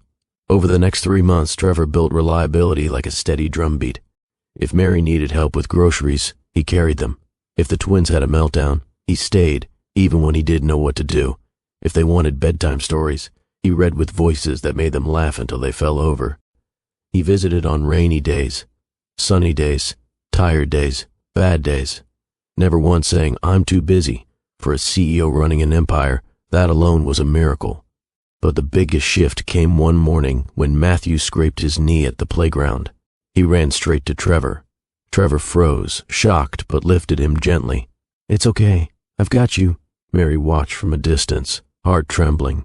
One evening, after a long day of laughter and chaos, Trevor walked Mary and the twins back to her home. The boys were already sleepy, leaning against each other like warm little clouds. Mary carried one, Trevor carried the other. When both kids were tucked in and breathing softly, they stepped onto the porch. The night air was warm. Crickets hummed. A streetlight cast a soft glow across the yard. Mary rested her arms on the porch railing. Trevor stood beside her, close enough to share the quiet without disturbing it. For a while, neither spoke. Then Trevor's voice broke the silence. "Thank you for letting me be here." Mary didn't look at him. "It's what they need." He nodded. "It's what I needed too." She exhaled slowly. "You're doing better, Trevor, because I want to," he said quietly. "Because this matters." Mary finally turned to him. Her eyes were softer than he remembered, not fully open, not fully guarded, just real. "Keep showing up," she whispered. Trevor nodded once, firmly. "I will." The porch light flickered slightly. The wind shifted. Their eyes met, just for a lingering second. Not romance, not yet, but connection, possibility, a beginning. And that was how the first major rebuilding phase ended. 2 adults standing on a quiet porch, 2 hearts slowly thawing, and 2 sleeping boys inside who finally had both parents in their world. The shift between Mary and Trevor didn't happen in a single moment. It wasn't a dramatic kiss or a sudden realization. It was quieter than that, gentler, layered in small gestures, late-night thoughts, and shared responsibilities. It grew slowly, like something waking up after years of being afraid to open its eyes. Trevor didn't rush. Mary didn't force anything. The twins, blissfully unaware of emotional complexities, simply continued being their energetic selves. But day by day, something inside Mary softened in Trevor's direction. And day by day, Trevor found himself falling for the version of Mary he'd never truly known. The mother, the fighter, the woman who built an entire world without him. It started with a simple conversation one evening after the twins' bedtime. Mary stood at the kitchen counter packing snacks for the next day, while Trevor leaned against the doorway, watching the way her hands moved with practiced care. "Do you ever sleep?" he joked lightly. Mary chuckled. "Not really. Sleep is a luxury when you got two boys who wake up at random hours saying they hungry or want to know why the moon follows the car." Trevor laughed softly. "They do that with me too. Last week, Michael asked if the moon was trying to be our friend. 'That sounds like Michael,' she said with a fond eye roll. There was a comfortable pause. Then Trevor asked quietly, "Were you scared when you found out you were pregnant?" Her hands stopped moving. Her breathing slowed. Her shoulders grew still. She didn't turn around when she answered. "Yes," she said softly. "I was terrified." Trevor swallowed. "Because of me?" Mary finally turned, leaning her hip against the counter. "Partly, but mostly because I didn't know if I could do it alone. I didn't know if I'd be enough." "You were," Trevor said. "You are." Mary held his gaze for a few seconds, then looked away again. He didn't push. He didn't try to correct the past. He simply let the truth sit between them, and that was the first deep conversation of many. One Saturday afternoon, the twins were napping and the house was finally quiet. Mary stepped onto the porch to breathe, and Trevor followed a moment later, keeping a respectful distance. Mary stared out at the street as if trying to sort her thoughts on the horizon. "I'm scared, Trevor." He didn't answer right away. He knew better than to interrupt. She continued slowly. "You're showing up now. You're trying, and I appreciate it. I do. But I'm scared you won't always be this version of you." Trevor stepped beside her, not too close, just enough to be present. "I'm scared you'll disappear again," she said. "And this time, it won't just be me you hurt." Trevor's voice was soft but steady. "I won't disappear." "You don't know that," Mary whispered. Trevor nodded. "You're right. I can't erase what I did. I can't ask you to trust me blindly. But I can show up every day until your fear has nothing to hold on to anymore." Mary closed her eyes, letting his words settle slowly into her heart. "I'm not asking for perfection," she said. "Just honesty, just presence, just effort." Trevor breathed deeply. "You'll have all three." One afternoon, Mary stopped by Trevor's condo with the twins for the first time. They ran inside excitedly, marveling at the clean floors and shiny appliances. "Why everything's so empty?" Michael asked. "Because I barely live here anymore," Trevor admitted. Mary raised an eyebrow. "Where do you live then?" Trevor looked at her meaningfully. "Wherever they are." She pretended not to understand the deeper meaning behind that. While the twins discovered every corner of the condo, Mary stood near the window overlooking downtown Durham. Trevor approached slowly. "I want to tell you something," he said quietly. She nodded. "I'm sorry you had to carry them alone. I'm sorry you felt abandoned. And I'm sorry for every night you cried because of me." Mary turned toward him, her face unreadable. "You don't have to list every mistake," she whispered. "Yes, I do," Trevor replied, "because saying the words helps me face who I was and who I want to be." Mary's eyes softened, just a little. "You're trying, Trevor," she admitted, "and I see it. I really do." He didn't move closer. He didn't reach for her hand. He just stood there, letting her acceptance settle in the space between them. By the middle of summer, it became obvious that the twins saw Trevor as more than just Mama's friend who brings snacks. One afternoon in the backyard, Matthew placed a leaf crown on Trevor's head. "You king now," he declared. Michael nodded. "You the daddy king."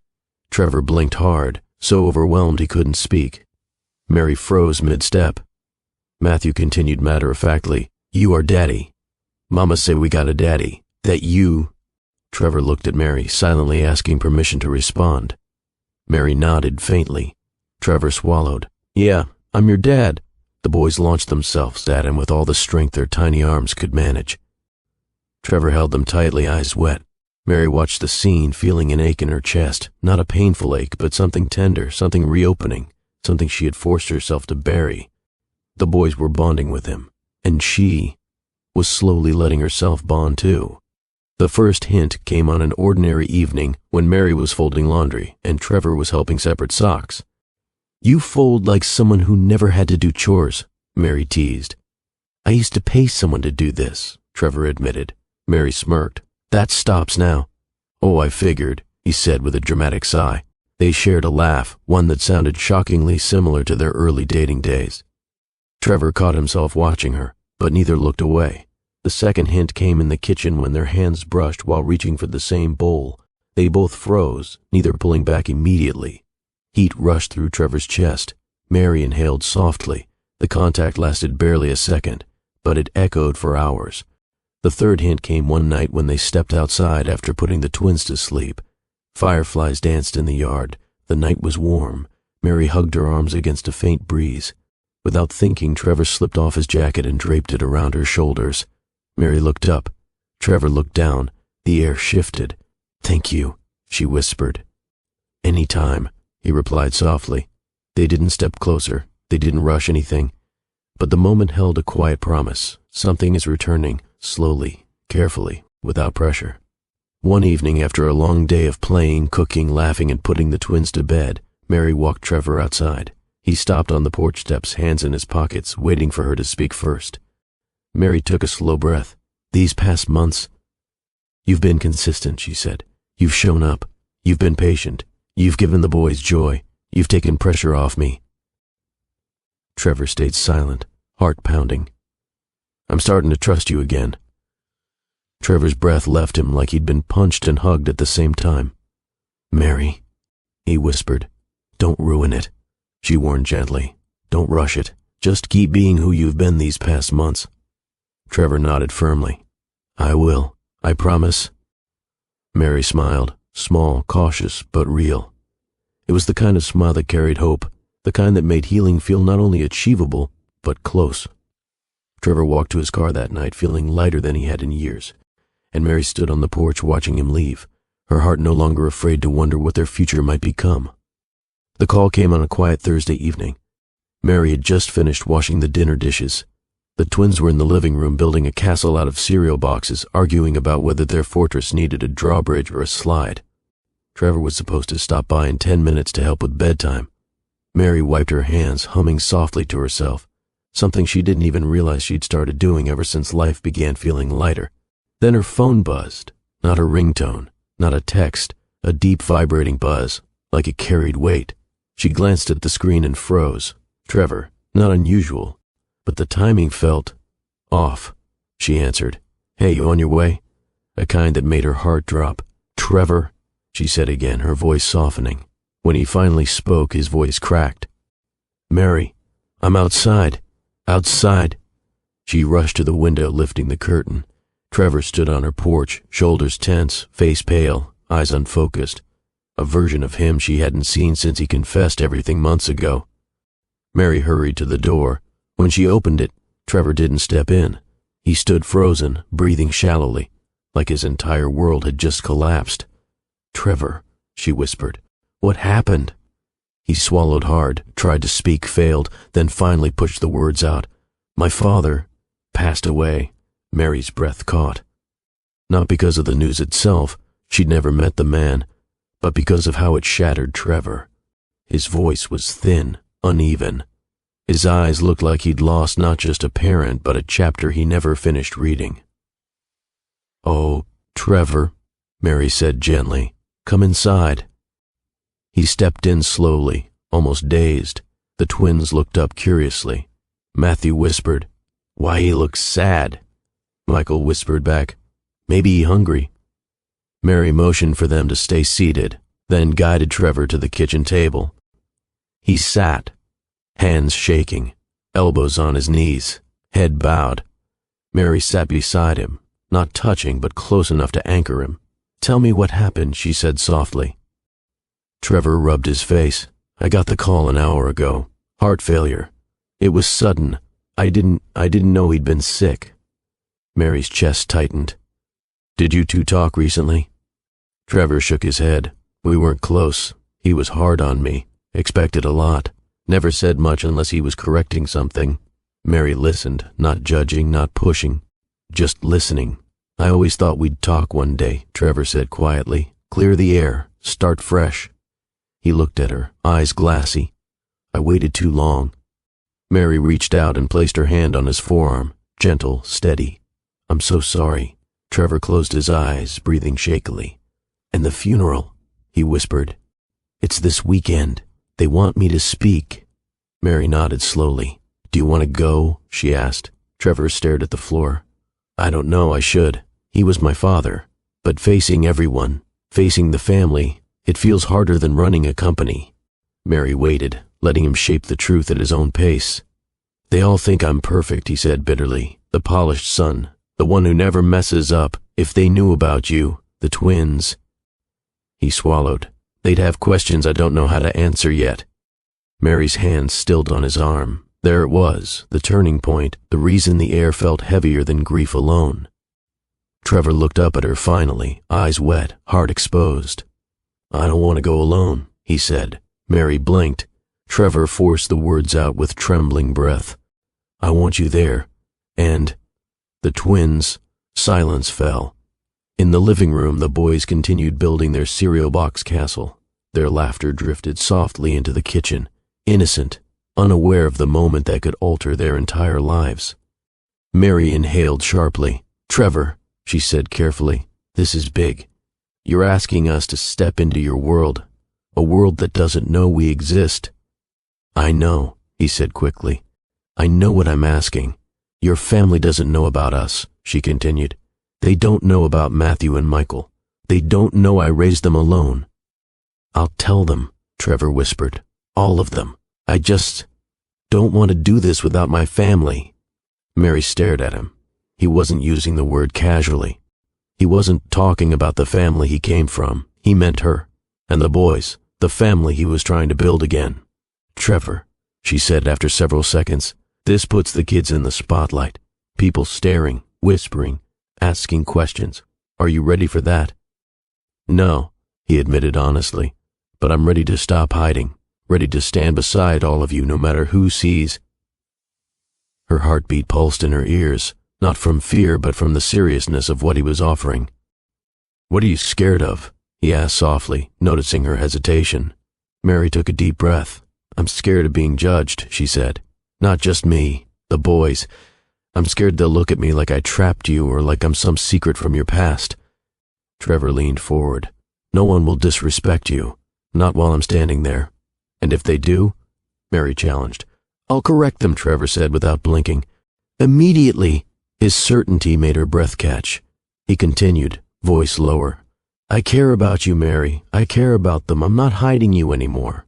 Mary didn't have an immediate answer. She looked toward the living room where Matthew and Michael were laughing loudly, climbing onto the couch with their cardboard castle. They were happy, safe, protected. Bringing them into Trevor's world meant exposing them, and herself, to scrutiny, assumptions, old family expectations, and the uncomfortable truth that Trevor had another life entirely. She turned back to him. "Let me think," she said. Trevor nodded, bracing himself. Of course, but Mary didn't make him wait long. After a full minute, she exhaled slowly and said, "I won't let you go through this alone." Trevor blinked. "Does that mean—" "Yes," she said softly. "We'll go." His eyes filled again, not with grief this time, but gratitude. "Mary," he whispered. She raised her hand gently, stopping him. "But it has to be slow, controlled. We don't show up and let people yank the boys in every direction. We don't let anyone make up stories. We set boundaries, clear ones." Trevor nodded vigorously. "Anything you want. Anything. And you do the talking," she added. "You explain to them who the twins are." He breathed out a shaky laugh. "I will. I promise." Mary stood and called softly to the boys. "Come here, babies." They toddled into the kitchen, each holding half of their cereal castle. Michael frowned. "Why you crying, Mr. Trevor?" Trevor knelt and pulled both boys gently into his arms. "I'm okay," he whispered. "Just needed a hug." Matthew patted his head. "You can have lots of hugs." Trevor closed his eyes, letting their tiny arms wrap around him. Mary watched the three of them, this unexpected family healing piece by piece, and felt the moment settle into place. This was the next step. Scary, yes. Uncertain, yes. But right. When Trevor finally stood, wiping his eyes, he asked quietly, "So, we'll go?" Mary nodded. "We'll attend the funeral," she said. The words hung in the air like a decision that would ripple through every chapter still unwritten. Trevor breathed out, a long emotional release. "Thank you," he whispered. Mary nodded once more, steady and sure, a mother weighing courage against fear, two boys unaware of the storm ahead, and a family preparing to step into the world together for the first time. The morning of the funeral felt heavier than any winter Durham had ever seen. It wasn't the weather. The sky was clear, the sun was rising gently, and the air carried that quiet stillness that usually hints at a peaceful day. But inside Mary's home, the atmosphere felt tight, stretched like something important was holding its breath. Mary stood in front of the mirror in her bedroom, adjusting the neckline of her simple black dress. She had chosen something modest, respectful, not too bold, because today wasn't about being noticed. It was about standing beside Trevor in a moment that meant more than he could say aloud. Behind her, Matthew and Michael stood on her bed, trying to fix the collars of their tiny black shirts. They looked confused, half sleepy, half excited, completely unaware of the gravity of the day. Matthew tugged at his sleeve. "Mama, why we gotta wear this? It feels scratchy." Michael mimicked him. "Yeah, it's too tight. I want my blue shirt." Mary turned around, lowering herself to their height. "We have to wear these today because we're going somewhere important. Somewhere we have to show respect." Michael frowned. "Respect for who?"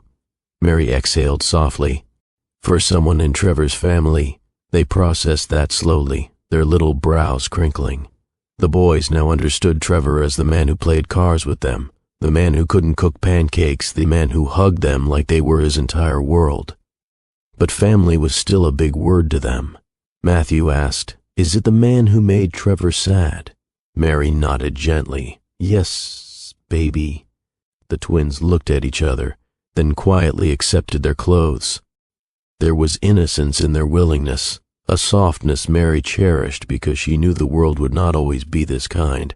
She helped them put on their small jackets, smoothed their curls, kissed their foreheads, and whispered a prayer that today would not crush their tender hearts. At exactly 9 in the morning, a knock landed on the door. Mary froze for a second, nerves tightening. Today wasn't just a funeral. It was the first time she and the twins would step fully into Trevor's world. A world she had avoided for years because it never felt like a place that would hold her gently. She opened the door. Trevor stood there in a black suit that fit him like it had been molded to his frame. But despite the clean lines and polished look, he seemed smaller somehow, not physically, but emotionally. His shoulders were slightly hunched, his eyes tired, his hands clasped in front of him as if trying to keep something inside from breaking loose. When he saw the twins, a faint, pained smile pulled at his mouth. "You look handsome," he said softly. "Thank you," Matthew shouted immediately, proud of himself. Michael twirled. "Mama say we being respectful." Trevor crouched down and held out his arms. Both boys stepped into them without hesitation, wrapping around him like they had been doing it their whole lives. Mary watched quietly, something warm pushing against her ribs. Trevor stood and met Mary's eyes. "Ready?" he asked. Mary swallowed. "As ready as I can be." He nodded once, then led them to his car. The drive to the church was quiet, tense, but not in a hostile way. More like everyone inside the car was feeling the weight of a chapter closing and another beginning. Matthew pressed his face against the window. "Why so many cars, Mama?" Michael added. "Did everybody know the man who made Trevor sad?" Mary reached back and touched their knees gently. He was someone important. People come to say goodbye and support each other. Trevor glanced at them in the rearview mirror, his expression softening at their innocent questions. As they neared the large stone church, Mary saw clusters of people standing outside, men in suits, women in dark dresses, groups whispering quietly. Some looked stern, others emotional, others unreadable. A few carried tissues. A few held their chins high with the stiffness of pride. Trevor's family. Mary's stomach tightened. Trevor parked the car, inhaled deeply, and turned to her. "Before we go in," he said quietly, "I need you to know something." Mary met his eyes. "You don't owe these people anything," Trevor continued. "You are here because I asked you. You are here for me and for the boys. No one gets to look at you like you don't belong." Mary held his gaze, steady and sure. "We'll walk in together." Trevor nodded, moved by her calm. He got out and opened the back door for the twins. Each little boy grabbed one of his hands, and Mary walked beside them. A family of 4, stepping into the open. The moment they walked onto the church steps, heads turned, not sharply, not dramatically, But slowly, curiosity spreading through the crowd like a silent ripple. Some people recognized Trevor immediately and whispered condolences. Then their eyes drifted to Mary, then lower, then to the twins holding Trevor's hands. The resemblance was undeniable. Several people blinked. Several gasped softly. Mary held her posture steady, chin lifted just enough to communicate a quiet strength. She reminded herself she belonged anywhere her sons belonged, and today they belonged beside Trevor. Matthew tugged Trevor's sleeve. "Why everybody staring?" Trevor squeezed his hand. "Because they're surprised." Michael tilted his head. "At what?" Trevor cleared his throat. "At how handsome you both are." The twins grinned proudly, and some tension melted from Mary's chest. Inside the church, the space felt vast. Wooden beams stretched overhead. Sunlight spilled through stained glass, and rows of seats were filled nearly to capacity. Trevor's family name carried weight, and the turnout proved it. A few relatives whispered behind gloved hands.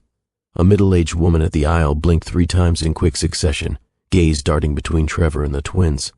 An older man frowned, slightly confused. Someone in the 4th row leaned to whisper into someone's ear. Mary felt the air pressing on her, heavy with expectation and judgment, but she kept walking.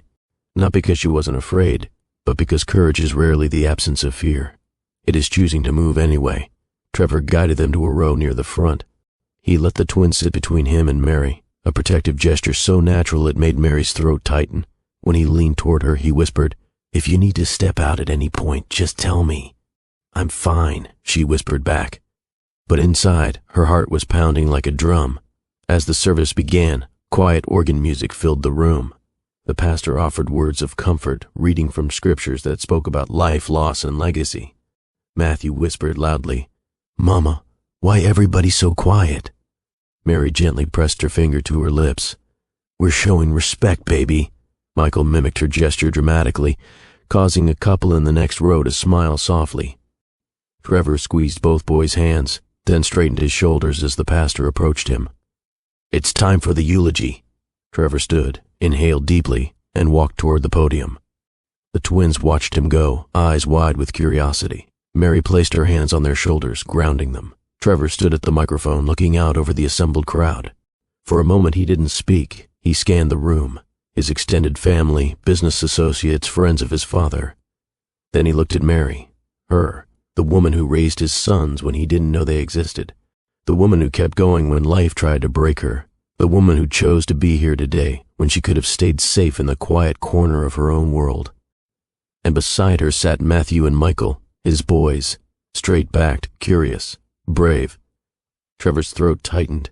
He opened his mouth to speak, but before he could begin, a soft wave of whispering drifted through the church. Someone had finally said the quiet part out loud. "Those children look exactly like him." Dozens of heads turned again. Mary felt her pulse pick up. Matthew whispered, "Why everybody looking at us again?" Michael ducked behind her arm. "Is it 'cause we wearing black?" Mary swallowed hard, keeping her expression calm. The pastor gently tried to quiet the murmurs, but the crowd had already shifted into a hum of curiosity. Trevor gripped the podium. His world was about to change. Mary's world was about to collide with his, and the calm before the storm had officially ended. Trevor had practiced the eulogy 3 times the night before, not because he wanted it to be perfect, but because he wanted it to feel honest. His father was a complicated man, strict, proud, hard to impress, but he was still his father. Saying goodbye felt like closing a chapter he'd never fully understood. He gripped the sides of the podium, inhaled deeply, and opened his mouth. My father was... That was as far as he got. Because the church doors opened, quietly, slowly, yet somehow with the force of a tidal wave. Every head in the sanctuary turned, one row after another, like a silent cue had been given. Some people shifted just their eyes, others twisted fully in their seats. Trevor's voice died in his throat. He followed their gaze toward the entrance. And there she was, Mary, wearing a simple black dress, posture straight, chin steady. She wasn't trembling, though her eyes betrayed a flicker of nerves. Beside her, Matthew and Michael held each of her hands, 2 little boys in matching shirts, stepping into a world that had never expected them. 2 children with Trevor's unmistakable eyes, the same eyes staring back at the entire front row of his family. For a moment, the world did not simply pause. It stopped. Trevor's heartbeat thudded so loudly he felt it in his ears. His breath caught mid-inhale. His fingers slipped slightly on the wooden podium. He forgot the speech, forgot the crowd, forgot the setting. All he saw was the woman he loved, and the sons he didn't even know he needed until the moment he lost 5 years. Gasps rose through the room like a quiet wave. Mary met Trevor's eyes across the distance, not apologizing, not hiding, not shrinking, just standing there, steady and brave, walking into the very heart of his world. Trevor stepped away from the microphone without realizing it. His feet moved on instinct, carrying him down the steps of the platform. The pastor froze behind him. His relatives watched with wide, unblinking eyes. The ushers hesitated like they weren't sure whether to intervene or make space. Even the organist placed both hands in his lap, sensing the moment had turned into something larger than ceremony. Trevor reached the aisle and stopped a few feet from Mary. "Mary," he whispered, barely breathing her name. The twins stared up at him with curiosity, little hands tightening around their mothers. Matthew tilted his head. "Is he supposed to talk now?" Michael whispered. "He looked like he gonna fall." Trevor let out a breath he didn't realize he'd been holding. "I wasn't expecting you yet." Mary swallowed softly. "You said you wanted us here." "Yes," he breathed. "Yes, I did. Just not like this." She shifted slightly, her grip still firm on the twins' hands. "They needed to see this too, to see who you are, to see where they come from." Trevor's eyes softened almost painfully. And then, an older woman in the front row, someone who clearly shared Trevor's features, slowly stood up. Her hands trembled. Her purse slid from her lap to the pew without her noticing. "Trevor," she whispered. "Is that—" Trevor turned slightly, still keeping Mary in view. "Yes, they're my sons." Gasps swept across the church, sharp, quick, impossible to contain. A couple in the third row pressed their hands over their mouths. A man blinked repeatedly as though trying to reset his vision. 2 younger relatives leaned into each other, whispering urgently. The older woman took a shaky step forward. Her eyes landed on Matthew first, then Michael, then Mary, and shock washed over her face, shock, followed by something softer, something unsure, something that warred between disbelief and an emotion she didn't know how to name yet. "They have your father's eyes," she whispered. Trevor's entire body stilled, because the resemblance was too strong to deny, because this moment was rewriting history in front of everyone. A security staff member took a cautious step toward the aisle, unsure whether the service was being disrupted. Trevor lifted one hand sharply. "It's fine," he said firmly. "They're with me." The authority in his voice made the entire room freeze. Not an interruption. It was truth walking through the door. Mary exhaled a breath she didn't know she'd been holding. Her shoulders loosened slightly. She looked up at Trevor, and for the first time since stepping inside the church, she felt less alone. "I'm glad you came," he murmured. "I wanted you here, but seeing you walk in, it hit me harder than I expected." Mary nodded. "I didn't want to disturb anything. You didn't." He swallowed hard. This was always going to happen one day. Matthew tugged on Trevor's pant leg. "We gotta sit down or what?" Michael chimed in. "Yeah, it's too quiet in here. My tummy making noises." A few people actually smiled at that. Tentative, unsure, but real. Trevor knelt slowly in front of the twins, his eyes soft with pride, sorrow, and something deeper. "You two look very brave today," he whispered. Matthew puffed his chest. "Mama said we gotta behave." Michael nodded vigorously. "She said we gotta respect." Trevor smiled gently, even in grief. "Then you're doing great." He stood and looked at Mary. "Will you sit with me?" he asked. She hesitated, not out of fear, but because this decision meant stepping fully into his world, into his family's eyes, into expectations and whispers she didn't create but would now have to endure. Then she nodded. "Yes." Trevor extended his hand, not forcing, not leading, but offering. Mary accepted. They stepped down the aisle together, twins between them, and the room shifted, not noisily, not loudly, but in a way that said everyone present understood. Something defining was happening. A truth was unfolding. A family was forming. A man was standing beside the woman he lost. A woman was returning with the children he never knew. And the past, long buried under guilt and silence, had finally stepped into the light. Trevor guided them into the front pew. then returned briefly to the podium. His hands trembled as he reached for the microphone, this time not from grief alone, but from the weight of everything that had just changed. He didn't continue the speech. Not yet. He looked directly at the crowd and said with a steady voice, "I have something I need to acknowledge before I speak about my father."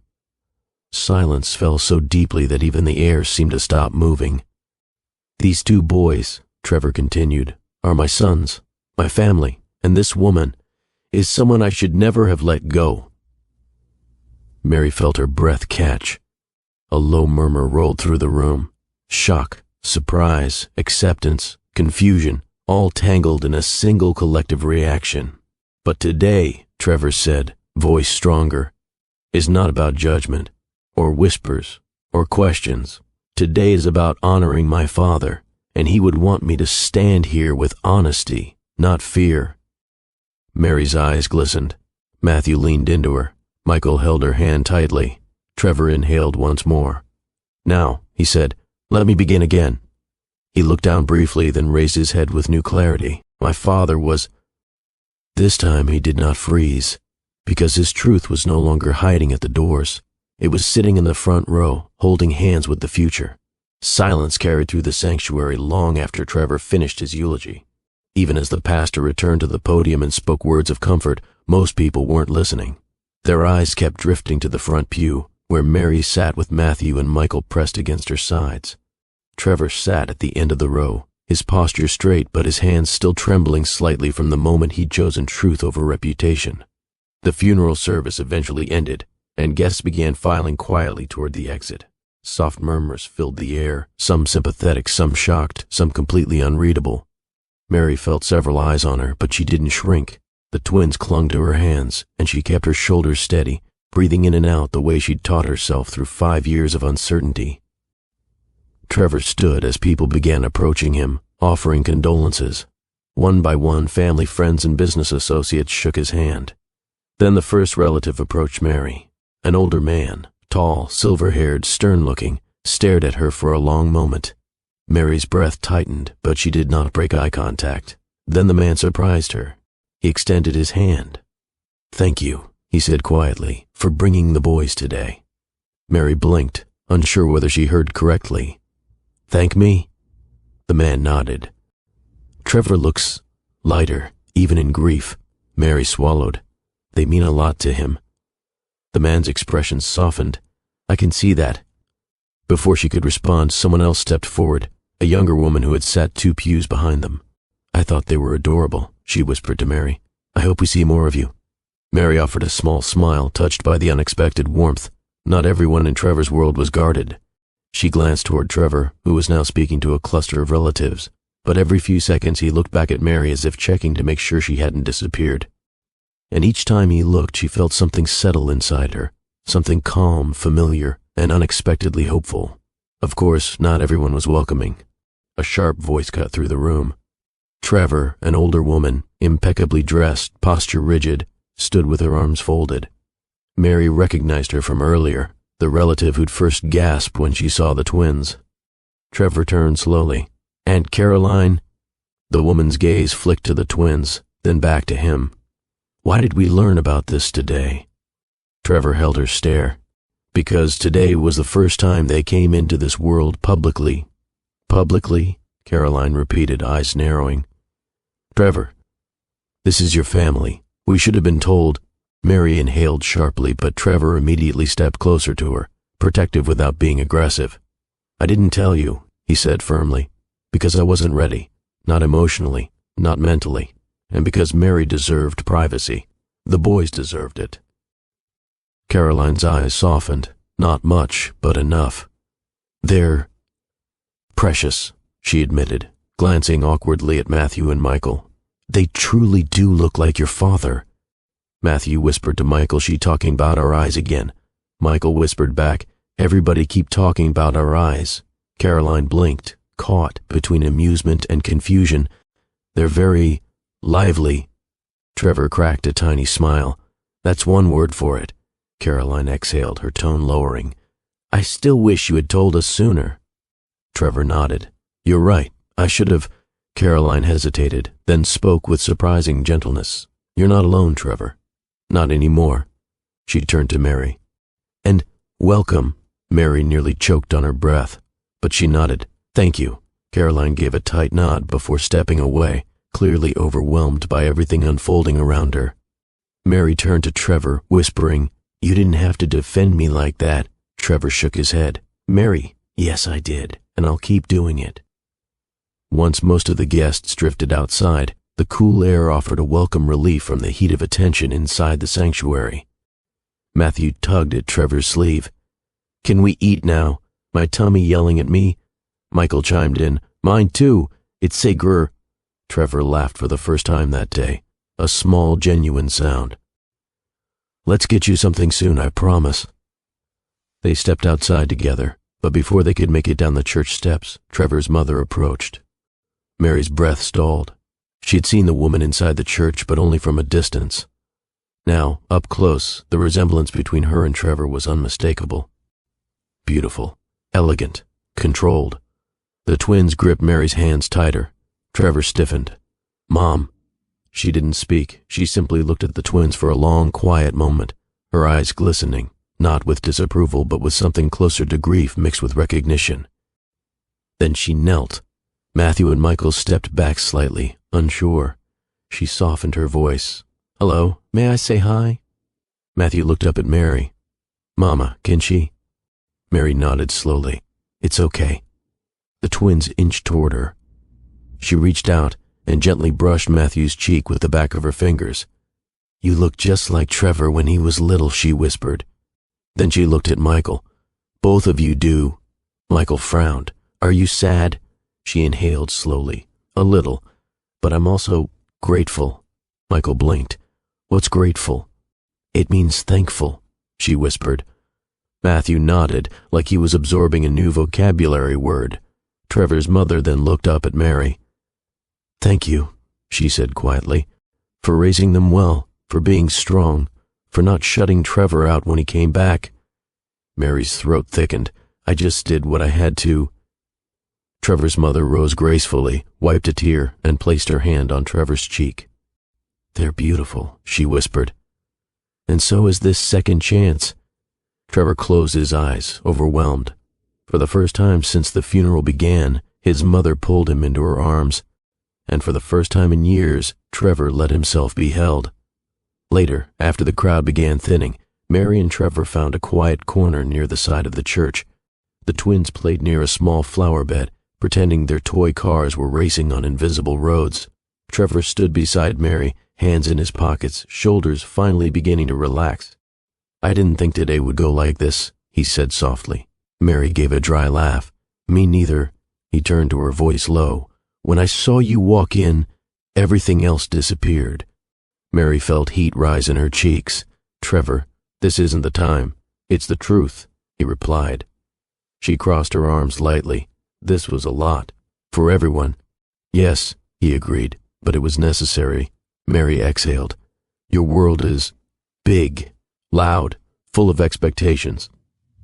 Trevor nodded. True, but it's also empty without the people who matter. Slowly. Honestly. Trevor continued. Mary, I know I can't change the past. I can't erase leaving. I can't erase missing their first years, but I can show up for every year from now on. If you let me. Her breath caught at the sincerity in his voice. Trevor, she whispered. I want to be in their lives, he said. Not as a visitor, not as someone who shows up when it's convenient. I want to be their father in every way I can. She looked at him long and hard. And what about me? She asked quietly. He stepped closer, not too close, but enough that she felt the warmth of him. You, he said, are the hardest part, because I want to ask for more. I want to rebuild something with you, something real, but I will only move at your pace. I will only take what you're willing to give. Mary's chest tightened. She looked at her boys, loud, joyful, full of light. She looked at Trevor, steady, humble, changed. 5 years ago he broke her. But people grow. People learn. People return. I'm starting to trust you again, she admitted softly. Trevor swallowed hard. Then I'll protect that trust with everything I've got. They stood in silence for several seconds. Quiet, tender, meaningful. No dramatic declarations, no rushed decisions, just truth, and the beginnings of something healing. "Trevor," Matthew called suddenly. "Watch my car. It goes super fast." Michael added, "It beat Matthew's car 3 times. Tell him it's true."